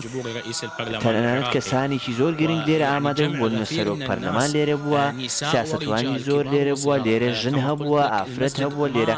پیا و لێرە ئامادە بوون، هەموو چینی تۆژەکان هاتبوونە ئێرە. وای لێ هاتبوو خەڵک لەسەر شەقام بوو. زۆر سپاس. بەڵێ کۆڤان وەکوی کە گوێت لێ بوو زانایەکی ئاینی و باسی لە هاتنی هاوڵاتیان وەڕوا پێشوازیکردن لەم شەوە بوو و هەروە باسی ئەوەی کرد کە هاوڵاتیان زیاتر لە شەوی ڕابردوودا سەردانی مزگەوتەکانیان کردو، کۆی باسی لێ کرد کە لە شەقامەکانیش نوێژیان کردو، هەروە چەند بەرپرسێکی وەقفی سونی وەروە بەرپرسانی حکوومەتی عێراقیدا و من دەمێ بازەوەش کەم دیارە لە چواردەوری ئەم مزگەوتە بازاڕێک هەیە تا ئێستا هاوڵاتیان لە دەرەوەن بۆی کە بێنە خواردنی پارشێ و لێرە بخۆن بەهۆی کە لە چواردۆری مزگەوتە بازاڕی دیکەی لێ و هەروە قەرەباڵغێکی زۆری پێ هاوشێوی ئەم ناوچەیە شوێنێکی دیکەشەیە کە وەکو ئاماژەم پێکرد شێخ عەبدولقادر گەیلانیە دوو شوێن لە شاری بەغدا. بەڵێ کارماوەت خێرۆڵا کە لە مزگەوتی ئیمام ئەبوو حەنیفە لە بەغداوە لەگەڵمان بووی. سوپاس بۆ جەنابتان. مامۆستا دوایین پرسیارم، پاداشتەکانی ڕۆژوەوانان چییە لە مانگی ڕەمەزاندا بۆ ئەوەی لە دوای مانگی ڕەمەزانیش بەردەوام بن لە نوێژ و تاعاتەکانیان؟ بەڵێ خوای گەورە لە حەدیثێکی قودسی دەفەرموێ الصوم لی وأنا أجزي به، دەفەرموێ ڕۆژوگرتن عیبادەتێکە خۆم لێی تێدەگەم، خەڵکی دیکە هەتا مەلایکەتەکانیش نازانن چی بنووسن، دەفەرموێ ئەنا ئەجزی به، خۆم پاداشتەکەی دەدەمەوە. ڕۆژوگرتن سەبری تێدایە، ڕۆژوگرتن عیبادەتێکی حسی ڕوحی تێدایە کە تەنها خوای گەورە جەل لە جەلاله دەیخوێنێتەوە ئینەما یوەفە الصابرون ئەجرهم بغیری حیساب. ئارامگرانیش ئەوانەی کە حەڵاڵەکانیان لە خۆیان قەدەغە دەکەن چدای حرامەکان، خی گەورە دەفەرمێ بەبێ پاداش زاند بەبێ سنوور پاداشتیان دەدەینەوە خی گەورە پاداشتە بێ بەشمان نەکەی انشاءالله انشاءالله زۆر سپاس بۆ مەلا ئەمیرگەردی مامۆستایانی کە لە تەوریەکەم بەرنامەی پاشیفەوە لەگەڵ مابوو زۆر سپاس بۆ جەناب بەڵێ بەرنامەی پاشیف بەردەوام دەبێت تۆریەکەمی بە کۆتا هات ناوبڕێکی کورت وەردەگرین لە سەری کاتژمێرەوە لەگەڵتان دەبم تەوەری دومین بەرنامەی پاشیف دەکەینەوە کە تەوەری تەندروستیە مامۆستا بەخێر بێت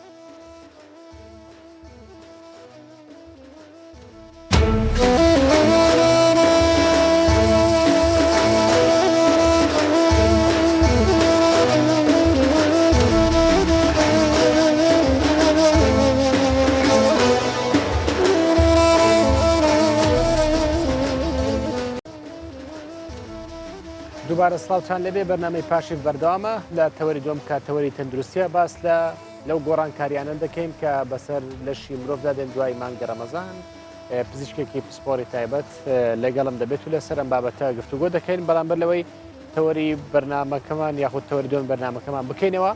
هاوکارانم پاکێجێکیان لە سلێمانیەوە ئامادە کردووە بەهۆی کۆتای هاتنی وەرزی خوێندن و هاتنی وەرزی گەرمە خەڵکێکی زۆر ڕوو لە مەلەوانگەکان دەکات یانێ وەرزشی سلێمانیش هەستاوە بە دروستکردنی فێرگێک بۆ ئەو خەڵکانەی دەچنە مەلەوانگەکان و خۆیان فێری مەلەوانی دەکەن.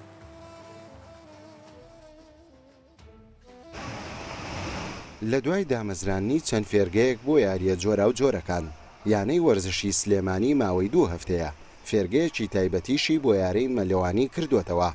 لەم فێرگەیەدا کوڕان و کچان دەتوانن لەسەر دەستی کەسانی پسپۆر بەو یاریە لە ماوەیەکی کەمدا ببنە مەلەوانزانێکی لێهاتوو. ئێمە دوو فی ئەمان هەیە فی ئێکمانەیە مەدرسەکەی کە فێرە بن ئەمانە فی ئێکی توشمانەوە یاریزانەکانن کە بڵێن هەفتەی 2 ڕۆژ تەمرینەکەن لێرە مەدرسەکەش 10 ڕۆژە ئێمە دەستمان پێگرووە تقریبان 10 ڕۆژ تا 12 ڕۆژە دەستمان بە ئەم فێرگەیە گرووە زۆربەی زۆری یاریزانەکان خەریکە وردە چۆنڵی دروست ئەبن حەزێکیان بۆ دروست ئەبێ دەبەرچی من تێکەڵیانەکەم جای یاریزانەکانی خۆمانێنم لەگەڵ ئەمانە سەیریانەکەن بۆی ئاشنا بن بە مەلەوانی. لە سەرەتاوە ئەم فێرگەیە ژمارەیەکی زۆر لە فێرخوازانی وەرگرت بەڵام لە دوای تاقیکردنەوە و هەڵسەنگاندنی ئاستیان لە ئێستادا نزیکەی 25 فێرخواز لە کوڕ و کچ وەرگیراون و ڕۆژانە لە مەلەوانگەی کۆمەڵگەی وەرزشی ئازادی مەشق و ڕاهێنانیان پێدەکرێت. من لە مناڵی حەزم لە مەلە بووە تر هاتووم بۆ ئێرە بۆی فێری مەلە بم تەنها بە 7 ڕۆژ فێری مەلە بووم. من لە مناڵیەوە حەزم لە مەلە بووە و ئێستاش بە ماوەیەکی زۆر کەم مامۆستا گۆران ڕاهێنەرمانە فێری مەلەی کردووم و ئێستاش زۆر باشم و دەستخۆشی لە مامۆستا گۆرانەکەم و ئێستاش هیوادارم بمە مەلەوانێکی زۆر باش.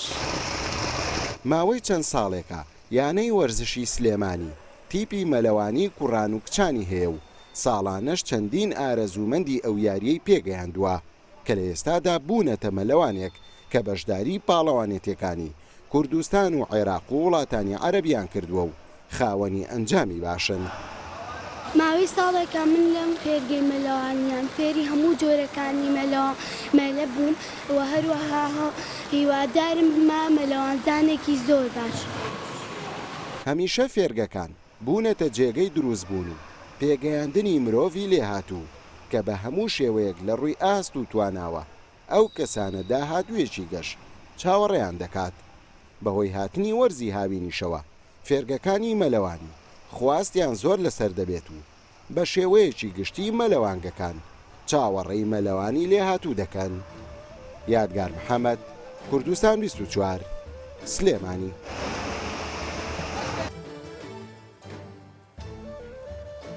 ئەڵێ لە تەوەری دوم بەرنامەی پاشیف دکتۆر دلێر قادەرگەڵاڵی دکتۆرە لە فسیۆلۆجی پزیشکی لەگەڵم دەبێت باس لەو گۆڕانکاریانە دەکەین کە بەسەر لەش دادێن بە تایبەتیش لە دوای مانگی ڕەمەزانەوە. دکتۆر بەخێر بێت. زۆر سپاس. ئەو گۆڕانکاریانە چین با بە پرسیارێکی گشتی دەست پێ بکەین ئەو گۆڕانکاریانە چین کە بەسەر لەش دادێن لە دوای مانگی ڕەمەزانەوە. پێشەکی سلااوتان دەویست سلااو لە تەواوی کارمەندانی کوردستان 24 سپاس خۆش بیت. بەنسبەت ئەو گۆڕانکاریانەی کە بەسەر جەستەی مرۆڤ دادێت پێش ڕەمەزان کاتی ڕەمەزان چ دوای ڕەمەزان پێش ڕەمەزان هەمومان دەزانین ڕۆژانە هەر مرۆڤێکی ئاسایی ڕۆژانە 3 جەمی دەخوارد ئەوە تەنها وەکو خواردنی 3 جەمە جگە لە خواردنی کێک و شەربەت و نێوان جەمەکان بەڵام کە دەگاتە مانجی ڕەمەزان خواردنەکان کەم دەکرێتەوە دەبنە 2 ژەم تەنانەت دەتوانێت لە کاتی بەربانگ تا کاتی پاشێویش کەمە خواردن بخواتن بەڵام هەر تەعویزی ئەو جەمەی ناکاتەوە کە ڕۆژانە سێ ژەمی دەخوارد و لە بینی ژەمەکانیش خواردنی ئاسایەتی دەخوارد. ئەو مانجی ڕەمەزان وەکو خولێکی ڕاهێنانە لە بۆ هەموو تەواوی جەستەی مرۆڤ لەو مانگەدا خواردن کەم دەکرێتەوە جەستەی مرۆڤ هەست بە حەسانەوەکی تەواو دەکاتن هەموو ئەندامەکان هەست بە حەسانەوە دەکەن بۆ نمونە ئەگەر کۆندامی هەرس باز بکەین ڕۆژانە بۆ تەندروستی باشە بێگومان بۆ تەندروستی باشە وەکو باسمان کرد ڕۆژانە سێ ژەم دەخورا پێشی ڕەمەزان کە دەگەینە ناو ڕەمەزان گەدا دوو ژەمی لە بۆ دێتن ئەو دوو ژەمە حەسانەوەیەک دەدات بە گەدا هەم بە شێوەیەکی ڕێک خواردنەکان هەرز دەکاتن واتە هەزمی دەکاتن زیاتر سوودی لێ وەردەگریتن هەمیش بە ئیسراحەت دەیکاتن ینی بە وەکو دەرێ ڕیلاکس دەبیتن نەک وەکو ئەوەی کە سێ ژەمی خواردن لێ بێتن و وەکو کارگەیەک بەردەوام بە خێراییش بکاتن کە دەکاتە مانجی ڕەمەزان ئەو دوو ژەمە هێواشی دەکاتەوە وەکو دەرێ ڕێخستنێک دەبەخشی بە هەرسکردنی کەواتە کاریگەریەکان پۆزتیڤن نە نێگەتیڤن بە بێگومانی بە پۆزتیڤە دکتۆر ئەی ئەو کەسانەی لە کاتی فتاردا دەست بە خواردنی قورس دەکەن تاوەکو بەیانیان واتە پاشیڤ بەڵێ خۆی گەورەترین کێشەلەوەیدایە کە چۆن بەربانگ بکەینەوە یان پارشی بکەین لە کاتی پارشی و دەبی ئەو خواردنانە بخورێتن کە دەوڵەمەندن بە پرۆتینات یاخود نابی خواردنی قورس بکرێتن کە گەدە ئازار بداتن هەروەها شلەمەنیەکان زۆر بکرێتەوە شلەمەنی کاریگەری زۆری هەیە لەسەر تەندروستی مرۆڤ بە تایبەتی لە مانجی ڕەمەزاندا کاتە دەبێت کەمخۆری دایم خۆر بێت بەڵێ بەڵام لە مانجی ڕەمەزان ناتوانین برین کەمخۆری دایم خۆر چونکە تەنها دوو ژەمان هەیە لە بەیانی تا ئێوارە نەمەبەستی من لەوەیە لە مابینی فتار و پاشیوە لە مابینی فتار و پارشی بەڵێ دەتوانری بە شێوەیەکی بەردەوام بە تایبەتی گرنگی بە خواردنەوەی شلەمەنیەکان بداتن ئەو چوەکو شەربەت چوەکو ئاو هەر جۆرەشتری میوە گەدەی مرۆڤ لە ماوەی مانگی ڕەمەزاندا چ گۆڕانکارێکی تێدا ڕوودەدات چی بەسەر دێت بۆ چ جیاوازیەکی هەیە لەگەڵ مانگەکانی دیکە بەڵێ پێشی ڕەمەزان گەدەی مرۆڤ وەکو باسمان کرد ڕۆژانە سێ ژەمی لۆ دەهات جگە لە نێوان ژەمەکان گەدەیەکی ماندوو بووە گەدەیەکی زۆریش ماندوو بووە هەم لە دەردانی ترش لەگەر دەردانی هۆرمۆنات ئەنزیم ئەنیوانە گەدەی زۆر هیلاک دەکات جەستە بە تەواوی هیلاک دەکات بەڵام وەکو دەرێ لۆدەکە زیاتر دەکەوێتە سەر گەدا چونکە ئەو یەکەم شوێن کە خواردنەکە لەوی دەچیتن ئەو هەرسی دەکاتن و تەوزیعی دەکاتن لەسەر ئەندامەکانی لەش و ڕیخۆلۆکەکان ئەو ئەنزیمانێک کە دەردەدات ئەو ئەنزیمانش هەموو وزەی پێویستە خواردنی پێویستە ئەو کەسێکە ئەنزیم دەردەدا هۆرمۆن دەردەدا ترش دەردەدا پێویستە باگراوندێکی هەبیتن ینی تااقەتی مەخزوونی هەبیتن پێشتر ئەو شتانەی ئامادە سازیەکی هەبیتن لە بۆ دەردانی ئەو شتانە لێ ئەو شتانە کە بە زۆری دەردەدرێ وا لە گەدە دەکا زۆرتر ئیش بکاتن کە زۆرتر ئیش بکات بێگومان هەر کەسێک کە زۆریش بکە ماندوو دەبێتن گەدەش بە هەمان شێوار و لە فترەی ئیسراحەت دەبێت لە مانجی ڕەمەزاندا بەڵێ باشە بینە سەر ئەو بابەتی کە زۆر زار دەبینین کە کاتی پاشێ و کەسێک خواردن دەخوا بەیانێ هەڵدەستێتەوە هەست بە ناڕەحەتێک دەکا لە گەدەیدا بەڵێ ئەمە بۆ چیوای لێ دێ هۆکارەکەی هۆکاری زۆرە بەڵام دەتوانین هەندێکی باز بکەین وەکو خواردنی قورس بۆ نمونە خواردنی سوورکراوە ئەو خواردنانی کە سوورکراونەوە ڕێژەیەکی چەوری زۆریان تێدایە سەر ڕای خواردنەکەش لەوانەیە ئەو کەسا کە پاشیوەکەی خوارد بنوویتن نووسن لەسەر خواردن یاخود ڕاستەوخۆ دوای خواردن ئازار بەگەدە دەگەینیتن واتە ناڕێکی لە هەرسکردن ڕوودەداتن پێویستە چەند بمێنێتەوە مابینی خواردن و نووسنەکەی پێویستە چەند بێت سعاتێک دەتوانین دواتر سعاتێک زیاتریش بیاعتیادی ینی لە یەکە تا سێ سعات ئەگەر دوای خواردنەکە نەنویتن زۆر باشە ئەی زۆری خواردنەکان زیاتر چی بخوارێت زۆری خواردنەکان وەکو باسمان کرد چەوریەکان کەم بکاتەوە پرۆتینات کاربۆهیدرات ئەوانە هەمووی کەم بکاتەوە بەڵام گرنگی بە شلەمەنی بدالوێ ئەم باسی زیاتر فۆکەس دەکەمە سەر شلەمەنیەکان چونکە شلەمەنی کاریگەری زیاتری هەیە لە ماوەی پارشێ و تاوەکو بەربانگ ئەو ماوەیە مرۆڤ ئەوەندەی بە توێنێتی کاریگەر دەبیتن بە برسێتێکی کاریگەر ناوی دکتۆر گفتوگۆ زیاتر دەکەین با بزانین پارشێ و لە کەرکک چۆنە دواتر گفتوگۆ زیاتر لەسەر ئەمە دەکەین و بە تایبەتیش لە جەژن نزیک دەبینەوە و خەڵک ئەو کات زیاتر خۆراک زیاتر دەخوات بەڵای ئەو کارم هێمن دەلۆ لە کەرکووکەوە لەگەڵم دەبێت هێمن ئەم کاتت باش هاوکارانە ماماژە بۆ دەکەن تۆ چوتە زیاتر لەسەر نێو سەرتاشخانەکان تۆ ئێستاش لە نێو سەرتاشخانەیەکی زیاتر لەم کاتانە سەرتاشخانەکان گەرم و گوڕۆیەکی زۆریان پێوە دیارە خەڵکێکی زۆر ڕویانتی دەکەن با بزانین لە کەرکووک ئەو گەرم و گوڕیە دەبێنێت خەڵک سەردانی سەرتاشخانەکان بکات. کۆڤان سڵاوتان لێ بێت ینی ئامادەکاریەکانی جەژن جگە لەوەی خەڵکی پێش دەژن شتومەک دەکەڕن خواردن دەکەڕن جلوبەرێک دەکەڕن لەگەڵ ئەوەشدا گرنگی بە بڵێن ڕوخسار و سەروسیما و شیکیش دەدرێت لەلایەن خەڵکەوە سەرتاشخانەکان عادەتەن لە پێش دەژنا چەند ڕۆژێک پێش دەژن خەڵکێکی زۆر ڕویان تێدەکەن یانی ئەگەر بە ڕێژەش بێ ڕێژەی سەدانەوەت خەڵکی زیاتر سەردانی سەرتاشخانەکان دەکەن و بڵێن پرچیان چاک دەکەن و سیما و ڕوخساریان جوان دەکەن ئەمەژۆک و نەریتێکانی پێش دەژنان هەموو کەس ینی ئەو نەریتە جێبەجێ دەکات من لە سەرتاشخانەیەکەم سەرەتا ئەچمە لای خاوەنی سەرتاشخانەکەم کاتت باشکان تۆ ینی بەگشتی سەرتاشخانەکان پێش دەژنان بازارێکی باشتان هەیە ئەمە بۆ نێوەیە کە جەژنە یان ئەگەر لە ڕووی نرخەوە قسەمان بۆ بکەین نرخەکان گۆڕانکاریتان بەسەرهێناوە یانە بۆ خۆیەتی نەخێر هەروە خۆیدی نرخەکان ئەمەش بەبێ عادەت و تەقلید لە شاری کەرکووک هەموو جەژنەیەکدا لە شاری کەرکووک حەلاقێک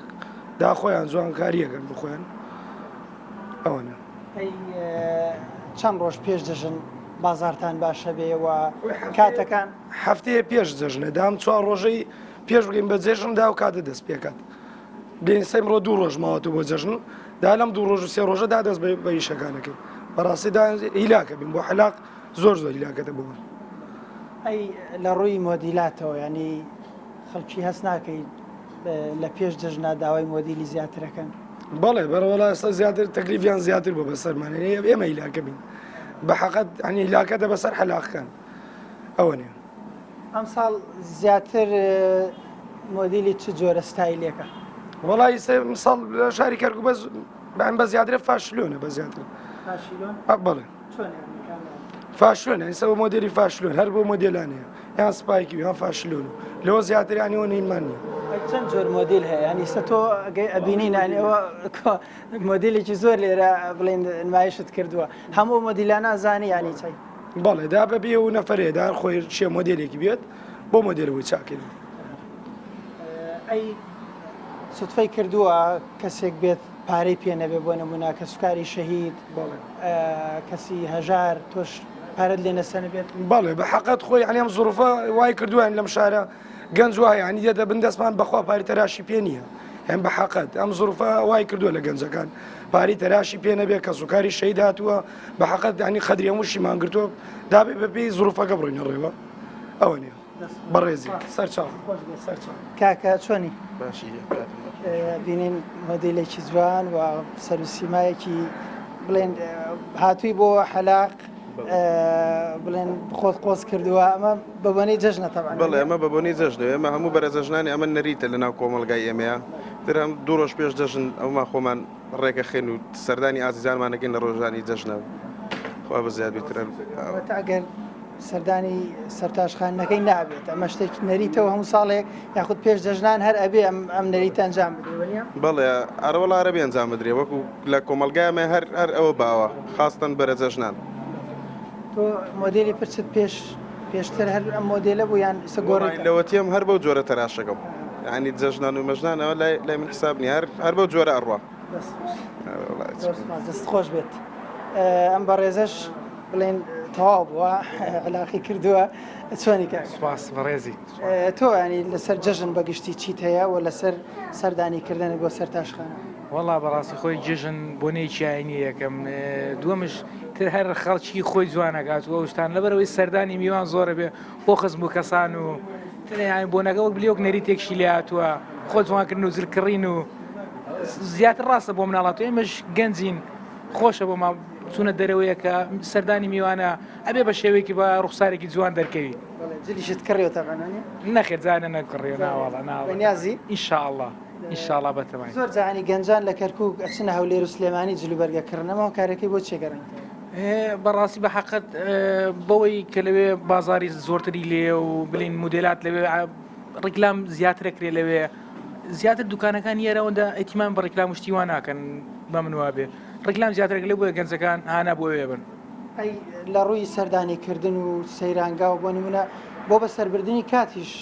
کەرکک جەژنان چۆڵە بێ ینی زیاتر خەڵگە چێ بۆیە ئەمە هۆکارەکەی بۆ چێگەڕێنیتەوە ئەین لێرە سەیرانگا و شوێنی خۆش نییە لێتی بە حقت لێتی بەڵام لی وەک پێویست نییە وەک پێویست نییە بگری کەرکک دوو باختی وە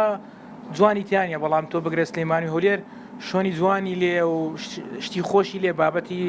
خۆتەرفی خۆشی لێ هەر بۆوانێ بۆنەکان کە باولێر سلێمای زیاتر ڕووی پێەکەن لەبەری شۆنە گەشتارەکانیانش زیاترە سپاسستان خۆش بێت چۆنی کاکە قساکەن چۆنی بۆ چیاتی دەست خۆش بەڵێ کۆڤان ئەگەڕێم وڵاتیانی ئەمە وتەی ئەم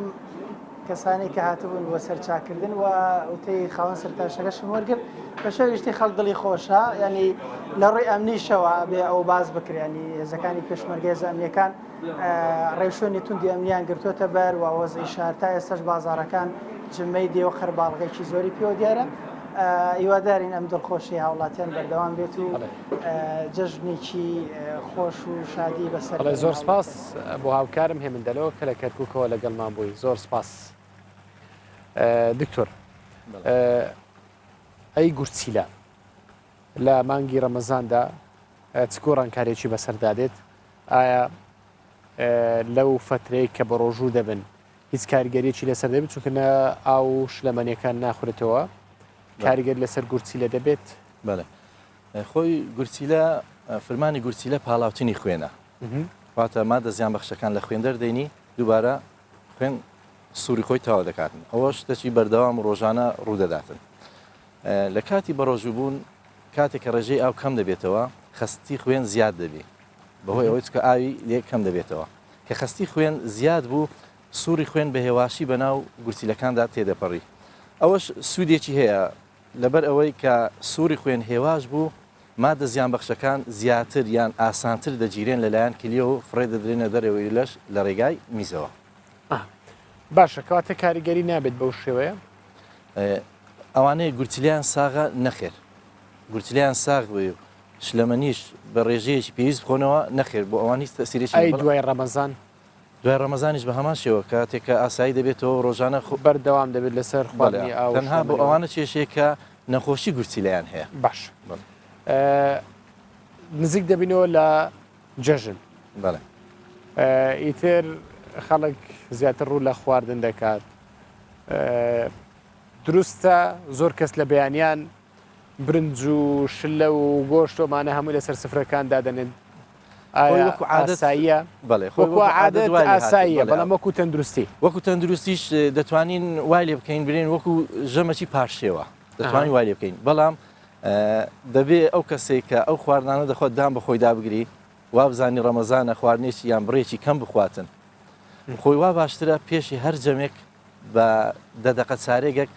سێ-چار دەنکە خورما بخورێتن هەتاوەکو تێربوونت زیاد بکاتن ئەو کەسێک کە خورما دەخواتن چکە خورما شەکرێکی سادەی تێدایە زوو هەرز دەبیتن و دەگاتە هەموو ئەندامەکانی لەش کاتێک کە بەتایبەت کە دەگاتە مێشک لە مێشک سنتەرەکەیە یانیش مەڵبەندەکەیە مەڵبەندی تێربوونی پێدەگوترێت هەر کاتێک ئەو مەڵبەندە ڕێژەی شەکری پێویستی گەیشتێ ئەو ئینسانە برسێتەکەی دادەمرکێتەوە تەنانەت ئەگەر زۆر برسیشی بی کەواتە ئەگەر خۆراکیش دابدرێ ئاسایە بەڵام بە کەمی بخورێت بە کەمی بخورێ بەڵێ باشە ئەی ئەو کەسانی کە زۆر دەخۆن بەڵام جیاواز خواردنی جیاواز دەخۆن بۆ نمونە شەرت نییە بەس برنجەکە بخوات لەوانەیە چەند جۆرە خواردنێک لەسەر سفرەدانراوە زۆر ئاساییە بەڵام وەکو باسمان کرد ڕێژەکەی زۆر نەبیتن خواردنی هەمە ڕنگ ئەسڵان هەر باشە خواردنی هەمە زۆر و هەمە چەشن زۆر باشە لە بۆ تەندروستی بەڵام دووبارەی دەکەمەوە ڕێژەی زۆر نەبیتن زۆر زیادن کە بەیانیان بخورێت چییە لە دوای مانگی ڕەمەزان هەروەکو پێشتر دەتوانێت خواردنی ئاسایی نان و ماست ئەوشتانە بخورێتن زۆر ئاساییە دوای مانگی ڕەمەزان بەڵێ ئەی ئەو لەو مانگەدا و بەتایبەتیش لە ڕۆژی جەژندا ئیتر پاخلاوە خواردن چکولات خواردن سەرەزاد خواردن خواردنەوە گازیەکان ئەوانە بەڕێژەیەکی زۆر دەبێت ڕێنمایت بۆ کەسانە چیە کە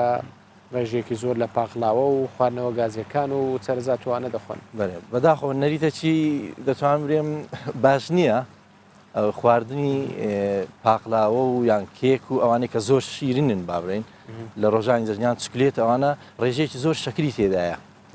ڕێژێکی زۆر شەکری تێدایان دەتوانین بری شەکری ئالۆزیان تێدایە شەکری ئالۆز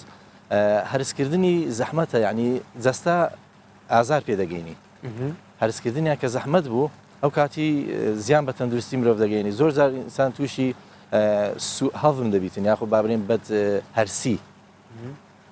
ئەمە بۆ پاقلاوە ئەمانش هەمان بابەتەوە بەڵێ بێگومان خۆی دەتوانین لە زیاتی پاقلاوە یان دەتوانین ئەوەش بکەینە نەریتێک میوە دابنین لە زیاتی شیرینی میوە دابین خۆ میوە شەر شیرنە تەندروستیشی زۆرە قەنەعەتیان پێنەیە باشە ئەی خواردنەوە گازیەکان خواردنەوە گازیەکانیش خۆی مێتابۆلیزم زیاد دەکەن یعنی بابنێ هەرسکردن خێرا دەکەن بەڵام لە هەمان کادا زیانیشی هەیە چکە هەرسکردن ئەگەر بە شێوەیەکی نۆرمەل بڕواتن ئەو کاتی ئەو خواردنەی کە دەیخۆین سوودی زیاتری لێوەردەگرین بەڵام کە لە کاتی خواردنەوە گازیەکان خواردنەکە ڕاستە خێرا هەرس دەکرێتن بەڵام ئەو سوودەی کە پێش خواردنەوە گازیەکان لێ وەردەگرین وەک ئەوە نییە کە بەهۆی خواردنەوە گازیەکان ڕێژەی ترشێتی و تفتێتی نێوگەدا گۆڕانکاری بەسەر نایێت بە تایبەت لە کاتی خواردنەوە گاز بێگومان خۆی گەدەی مرۆڤ خی گەورە وای دروستکردی ترشەکی سروشتی هەیە HCLی سروشتی هەیە کە پێچەکەی زۆر زۆر کەمە ئەو ترشەوا دەکاتن هەموو زۆرە خواردنێک هەرز بکاتن بەڵام خواردنەوەی گازیەکان ڕاستە ترشێتەکەی بەرز دەکاتەوە لێ ئەوانەی کە خواردنەوە گازیەکان دەخۆنیان تورشیات دەخۆن بابرین لە دوای خواردن تووشی ترشی گەدە دەبن یان هەمووڤە بابرێن پێ دەری جایەکێک لەوانە پرسیارەکانی منەوە بوو کاریگەری چی دەبێت لە سەرگەدە چی لە گەدە دەکات بەڵێ ئەو کاتی وەکو باسم کرد تووشی بەد هەرسی دەبیتن چکە خواردن گەدە یەکەم شوێنە کە کارلێک لەگە خواردنەکە دەکاتن و خواردنەکە شی دەکاتەوە بڵێ ئەو کاتی کە گەدە فەرمانەکەی تێکچوو یان گۆڕانکاری بەسەداهات ئەو شیکردنەوەیش تێک دەچیتن ئەو خواردنەی کە دەیخۆین بە شێوەیەکی ڕێک و تەندروست هەرز ناکرێتن باش ئەی شیرنەمەنیەکان چ کارگەریشیان لەسەر گەدە دەبێت شیرنەمەنیەکان شەرۆک و باسم کرد شیرنەمەنی زۆرمان زۆرە ئەو شیرنەمەنیانێ وەکوڕما ئێستا ناوەی کە باسم کرد پاقلاوە و ئەمانە سروشتەکان ناقەزدت دەستکردەکان دەستکردەکان پاقلاوە سەرڕای شیرینی چەوریشی زۆر تێدایە ئەو چەوری شیرینیە گەدە زۆر ئازار دەدەن یاخود کردداری هەرسکردن لە گەدە دوا دەخەن کەواتە ئەوانەی لە مانگی ڕەمەزان بە تایبەت ئەوانەی کە زعی بوونەتەوە لاوەز بوونەتەوە و کات بیخۆن دەگەرنەوە سەرباری جاران بێگومان باشە دکتۆر ئەی ئەو برینی گەدە لە ئەنجامی چۆ دروست دەبێت برینی گەدە هۆکاری زۆرە ئەو خۆراکانی باسمان کرد هیچ کاریگەریان لەسەر هەیە بێگومان ترشیات خواردنەوە گازیەکان ئەوانە هەمووی دروستی دەکەن بەهارات ئەوانەی کە بەهارات بە ڕێژەیەکی زۆر دەخۆن تووشی برینی گەدە دەبن بەڵام برینی سەرەکی گەدە کاتێک کە خواردنی کەم تێدا دەمینیان خواردن با بڵێن بە شێوەی پێویست لە گەدە نامینێ خواردن بۆ نمونە مرۆڤ بۆ ماوەی دوسێ ڕۆژ خواردن نەخواتن ئەوانەی کە مان دەگرن با بڵێن کە پێ دەگوترێت ستارڤیشن چکە ستارڤیشنمانێ فاستینگمانەیە فاستینگ ئەو شێوە نۆرمەڵەکەیە لە بەیانی تا ئێوارەیە بەڵام ستارڤیشن ئەوانە کە وا دەکەن بە چ بە ئەم قەست بینەی خۆن چ بە شێوەیەکی زۆرەم لێ بینەی خۆن ینی خواردنیان لێمە نەبکرێتن لە بۆ ماوەی دوسێ ڕۆژ ئەو گەدەیە ئەگەر خواردنی تێدا نەبوو ئەو کاتی دیواری ناوە یان ناوپۆشی گەدەکە تووشی داخوران دەبیتن و برینی لێ پێدا دەبیتن ئەو قورحەی کە باسی دەکەن ئەو قورحەی برینداربوونی گەدەیە قورحە هەر برینی گەدەی هەر برینی گەدەی کە پێدا برینی گەدە باشە زۆر جار دەبینی خەڵک دەرێ قورحەیە نا لە برینی گەدەی هەیە خۆ برینی گەدە کوردیە قورحە عەرەبیە بەڵێ باشە ئەی ئەو بەکتریای کە لە ناو گەدەدا دروست دەبێت لە ئەنجامی چیەوە دروست دەبێت بەکتریای گەدا بەڵێ خۆی بەکتریا زۆربەی وەکو باسمان کرد گەدا یەکەم شوێنە کە خواردن شی دەکاتەوە بێزگەلەوەی کە بە دەم و قورگ بۆوانەدا دەڕاتن یەکەم شوێن کە خواردن شی دەکاتەوە گەدەیە ئەو خواردن ئەگەر پیس بووبی بە بەکتریایەک ئەو بەکتریای یەکەم شوێن کە کاریگەری تێدەکاتن گەدەیە بەڵام ئەوەشمان لەبیر نەچێ ترشی گەدا زۆربەی بەکتریایەکان دەکوژیتن باش دکتۆر گفتوگۆی زیاتر دەکەین بابزان لە دیاربەکر پارشیف چۆنە هاوکارم سەدەقەرەن لە ناوچەی سووری دیاربەکر ئازایبێکی بۆ ئامادەکردوین بابێکەوە بینەر و بیسەری ئەم ئازای ببین ئەم لە سوورە ناوچە دیاربەکرێ لەبەر تەزگاهێن میوانە ساڵێن بۆری بە تایبەتی ساڵا بۆری کۆل شەڕ و ئالۆزی لە ناوچەی ڕوودان تەسیرێکە مەزن ئەم دەبینن کۆ لەسەر ژیانە جوواکی یا سوورە ناوچەیە دیاربەکرێ کردە نەها وەک هون دەبینن کۆلان زێدەترێوی ڤاڵا بوونە سعات بەر بە 12 تێ ڕاستە لێ دە ساڵێن بە تایبەتی بەریا 2014 ئەv کۆلان دەوان دەماندا تقریبا سێ قاتی vêgir seyahanê qelebalix bû bi zaveka jiyana civakî hebû niha esida ez wê meselê ji esnafê Sûriyê bipirsim navê te bixêr Hecî Cinaqlî Hecî Cinaqlî Birake Hecî niha ser rewşa Sûriyê em dema ji te bipirsin tê çi bêjî Ez ava bêjim yanî sala berê savaşê li vir pir baş bû yanî gerçekten her cihete huzur bu leverdi huzur baş bu. Anazi yani da pre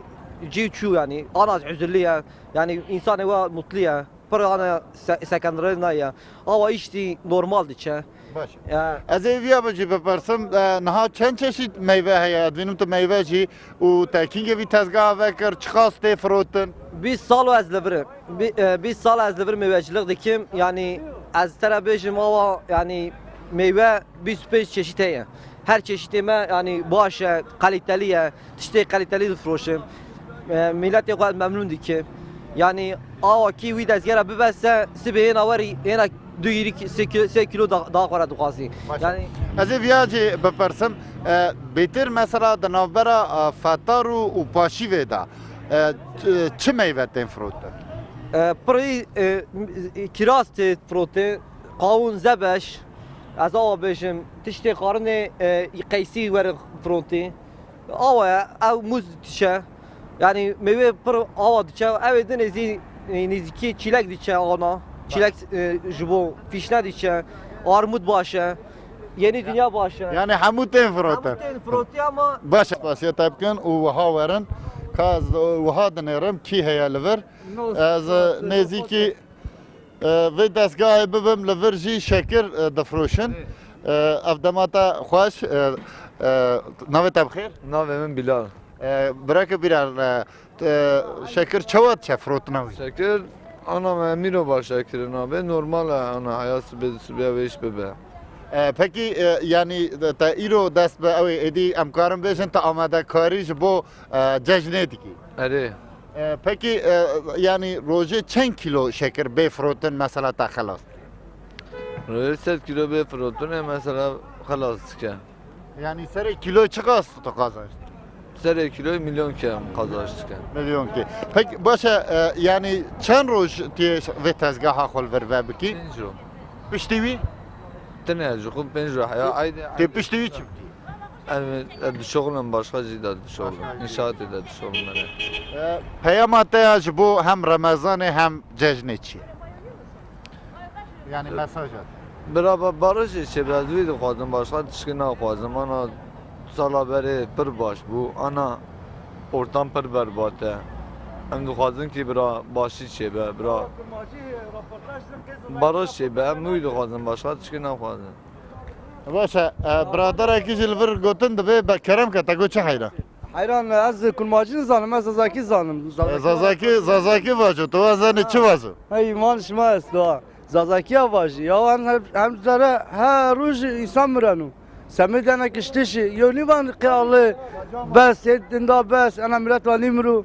ve huzur bir orta hem bire evnani hem Müslümanım. Ülke çi vazen? Ma huzur vazen ma barış vazen ya. Ülke %99 sözden Müslüman. Ölen Müslüman, öldüren Müslüman. Öldüren Allahu Ekber diye, ölen Allahu Ekber diye. Nasıl? Maji smara uspasi kanu vakti maçınıyor. Vakti maçınıyor. Samet kiştişi, şma yok ki Allah deskuş bin kerani erzeni. Lakin ve Samet şugule xo, medya xo şma herkes diye xo keni. Maji spas kanu. Bele Bakur betaybet le Sura navçe Diyarbakır'e emkarım bejin گلهیش شر و آلوزیا هر تن بردوامه و داخواز آشتی هر دوباره ده ماه رمضان داد نوبرش شیو و پاشیو آنگو فتار و پاشیو داشی داخوازیا ولاتیا بهتر به ویرنگیه و داخواز دکن که سورا نافچه دیاربکر جی وکوان دیمن خوی بره این شین وگره سروی روشی بله سپاس با ئەو کارم سدەقەرەن کە مازلایبەت بۆ ئامادەکردون سەرڕای ئالۆزیەکان لە باکووری کوردستان بە تایبەتش ناوچەی سووری ئامەد بەڵام خەڵک بە گەرمیەوە شەوانی ڕەمەزان دەردەکەون. دکتۆر دوای ڕەمەزان مرۆڤ پێویستە خۆراکەکانی خۆی چۆن ڕێک بخاتەوە چونکە لە 2 جەمەوە دەچێتەوە بۆ 3 جەم. بەڵێ وایە دوای ڕەمەزان هەروەکو باسمان کرد کە ئینسان دەست پێ دەکاتەوە بە خواردنی سێژەمە نابێ ئەو خواردنانە بە شێوەیەکی قورس بخواتن ینی پێشتر ڕاستە پێشی ڕەمەزان خواردنی زۆری دەخوات قەزم ڕێژەکەیتی دەبێت ڕێژەی خواردنەکان کەم بکاتەوە ینی سبەینان پێشتر ئەگە 2 سەمونی دەخوارد بابی کاتە سەمونەك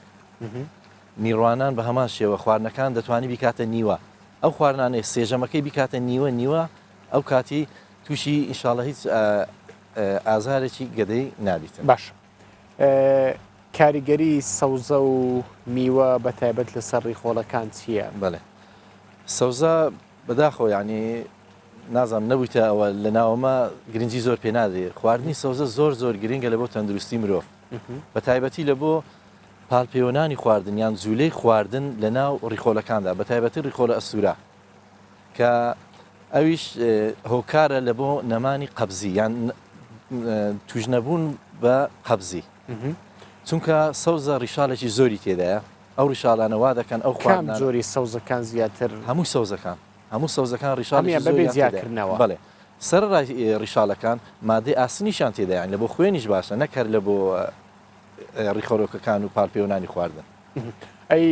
میوەکان جۆرە میوەیەکان کارگەر لەسەر ڕیخۆڵە دەبێت بڵێ هەموو میوەکان باشە بەڵام میوەی وشکراوەمان هەیە ڕیشالیان زۆر تێدایە وەکو هەنجیری وشکراوە مێوش ئەوانە ڕیشالیان زۆر تێدایە میوەکانی تریش هەموو ڕێژەیەکی ئاوی زۆریان تێدایە و هەروەها ڕێژەیەکی ڕیشالیشان تێدایە کە مرۆڤ لە توشبوون بە قەبزی دەپارێزن هەروەها کردداری هەرسکردن ئاسان دەکەن و دەکەنە شێوەیەکی نۆرمال. باش گورچیلەکان کە باز دەکرێت زۆر پێویستیان بە ئاوە باشە مرۆڤ چۆن تاویزی مانگە ڕەمەزان بکاتەوە لە دوای مانگە ڕەمەزان ئەو ئاوەکی پێویست بخوا بۆی ئەو کلیانە سوودی یاخودە و گورچیلانە سوودی لێ ببینن. بەڵێ خۆی ئەگەر باسی ئەوە بکەین جەستەی مرۆڤ چەندی ئاوە 160 بۆ 180 جەستەی مرۆڤ ئاوە ئەویش بە پێی ئافرەت و پیا و دەگۆڕ یاخود منداڵ و بە تەمەن دەگۆڕدرێتن ئەو 160 ئەگەر کەمی کرد بۆ نمونە ئەگەر 102 کەمی کرد لەو 160 مرۆڤ تووشی دیهایدریشن دەبیتن واتە تووشی وشکبوونەوە دەبێتەوە بەڵێ ئەگەر ڕێژەکەی زیادی کرد بۆ 100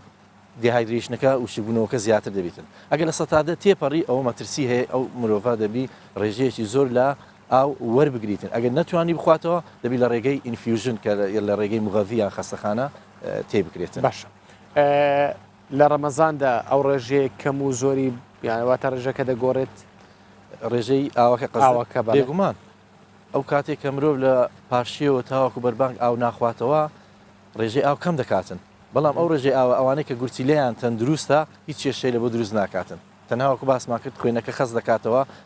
بەڵکو بە پێچەوانەوە باشتریشە لە بۆ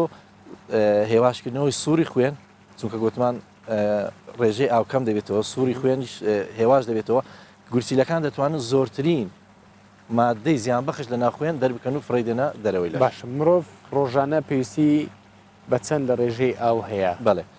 ڕۆژانە هەر مرۆڤێکی ئاسایی پێویستی بە 2 لیتر و نیو ئاوی خواردنەوەیە لەبەرچی ئەو 2 لیتر کەسێکەوە بۆ کەسێک کەسێکەوە بۆ کەسێک جیاوازە بەڵێ بێگومان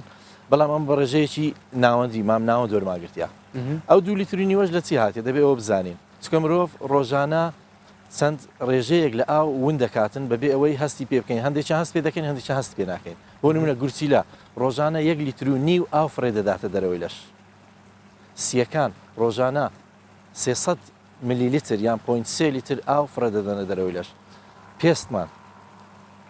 ڕۆژانە 600 میلیلیتر ئاو لە ڕێگەی هەڵم و لە ڕێگەی ئارەقەوە فڕێ دەدەنەوە هەروەها هەناسا ئێستا کە ئەمە قسە دەکەین لە کاتی هەناسا ڕۆژانە 0.1 لیتر ئاو فڕێ دەدرێتە دەرەوەی لەش ئەوە هەمووی قیاس کرایە بە 2 لیتر و نیو لۆ تعویزکردنەوە ئەو 2 لیتر نیوە دەبی مرۆڤ ڕۆژانە 2 لیتر نیو ئاو کەمتر نەخواتن ئەگەر هیچ کارێک ئەنجام نەدا بەڵام بۆ نمونە ئەگەر چالاکیەک ئەنجامدا ئەوانەی کە وەرزش دەکەن ئەوانەی کە لە فڕنیش دەکەن لە شوێنە گەرمەکان دەبی ڕۆژانە ئەو دوونیتری نوێ بیکەنە سێقات و چارقات زیادی بکەن هاتە کرێکارەکان زیاتر بکەن بێگومان بە پێی چالاکێکە هەتاوەکو چالاکی زیاتر بی یاخود ئەو شوێنەکە کاری تێدەکە ئەگە گەرم بی بێگومان ئاو ونکردنی زیاتر دەبێتن ئەو ڕێژەیە کەمتر بێت کاریگەری دەبێت لەسەر مرۆڤ ئەو 2 لیتر و نیوە بەڵێ بێگومان باسمان تووشی دیهایدرێشن دەبێتن نا مەبەستم لەوێ ئەگەر کەم بەکاربێنیت ڕۆژێک 2 لیتر بەکاربێنی ڕۆژی دواتر 2 لیتر و نیو ڕۆژی پاشتر لیترێک ڕۆژی دواتر 3 لیتر بەکاربێنێ بۆ نمونە ڕۆژێک تا ڕۆژێک جیاواز بێت دەوەستێتە سەر باسماکە گوتمان سالاچێکە مرۆڤ فێ هیچ ئیش ناکاتن ڕۆژانە ئاویش ناخواتەوە ئەتیادی ئەنگلوانی 2 گلاس 3 گلاس ئاوی بخواتەوە بەڵام میوەی زۆر دەخواتەوە میوە خواردن ئەویش ڕێژەیەکی زۆر لە ئاوی تێداوە تاویزەکەی لۆ دەکاتەوە ئەمە کە باسی ئاو دەکەم شەرنی هەر ئاو بەتەنها شەربەتی میوە ئەوان هەموو ڕێژەیەکی زۆر لە ئاویان تێدایە بەڵێ دکتۆر کاتمان بەرەو کۆتایی چوو کاتم نەماگەنا بابەتی زیاتر هەیە بۆی گفتوگۆی لەسەر بکەین سپاس بۆ دکتۆر دلێر قادر گەلاڵی دکتۆرە لە فسیۆلۆژی پزیشکی سپاس کە لە تەوەری دومی بەرنامەی پاشی بۆ لەگەڵمان زۆر سپاس خۆش بەڵێ تەوەری دومی بەرنامەی پاشی بیش بە کۆتا هات هاوکارانم ئینهاوسییان ئامادە کردووە کە لە دووبەی 170 بە فرگرد دانراون لە شوێنە گشتیەکاندا ناویان لێناوە بە فرگری خێرخوازی بۆ ئەوەی خەڵک دەتوانێت بچیت ئەو شتومەکانەی دەیانوێت لە شوێنە بە فرگرەکان دابنێت دەتوانێت لێوە دابنێت و دواتریش کە کاری پێبوو لێ بهێنێتە دەرەوە بێ ئەوەی هیچ بڕەپارەیەک لە بەرامبەر ئەم بە فرگرە بدات.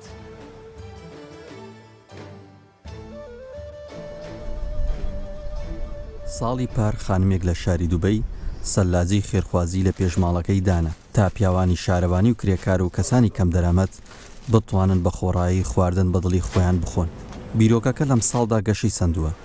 سەلاجەی خێرخوازی تەواوی شاری دووبەی داگیر کردووە. ئەمە ژوا دەکات ڕۆژانە سەدان کەسی بێدرامەت لەم سەلاجە خێرخوازیانەدا سوودمەند بن.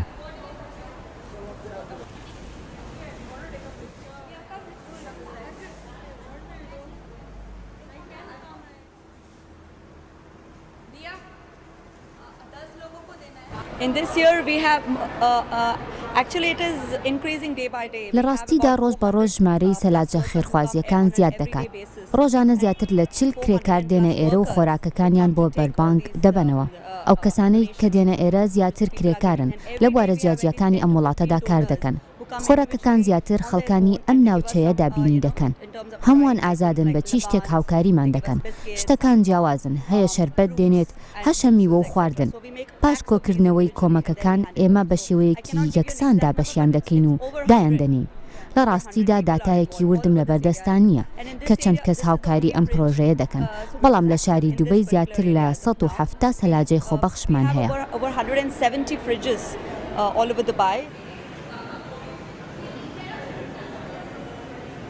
سەلاجە خێرخوازیەکان تەواوی پێداویستی خۆراکەکان لە خۆ دەگرێت. بە شێوەیەکی سەرەکی ئامانجی ئەم پرۆژەیە دابینکردنی خواردنە بۆ کەسە کەم دەرامەتەکان. سومەیە سەید ئەو ئافرەتەی بەدامەزرێنەری ئەم بیرۆکەیە ناسراوە. سومەیە ساڵی پار یەکەم کەس بوو سەلاجە خێرخوازیەکەی لە پێش ماڵەکەی دانا. بۆ شێوازەی خۆم دەمویست خێر بکەم کردم وەکو لای هەمووان ڕوونە لە ئێستادا سەلاجە لە دووبەی هێمایە کە بۆ کاری خێرخوازی دەزانن سۆز و خۆشەویستی و دابینکردنی ژیان لە ناو سەلاجەکەمدا هەیە. لە ڕاستیدا زۆر دڵخۆشم کە بیرۆکەکەم بەم شێوەیە پەرەی سندووە. ئەم ساڵدا کەسانی خێرخواز زۆر بە گەرمی پێشوازیان لەم بیرۆکەیە کرد. تەنها لە شاری دووبەی زیاتر لە 170 سەلاجی خێرخوازی دانراوە. لە ڕێگەی تۆڕە کۆمەڵایەتەکانەوە شوێنەکانی سەلاجە خێرخوازیەکان بڵاو دەکرێنەوە. زیاتر لە 25,000 خۆبەخشانە لەم پرۆژەیە کار دەکەن. بەڵێ 28مین بەرنامەی پاشیفم پێشکەشکردن تا 29مین بەرنامەی پاشیف هەر لە خۆشیدا بن.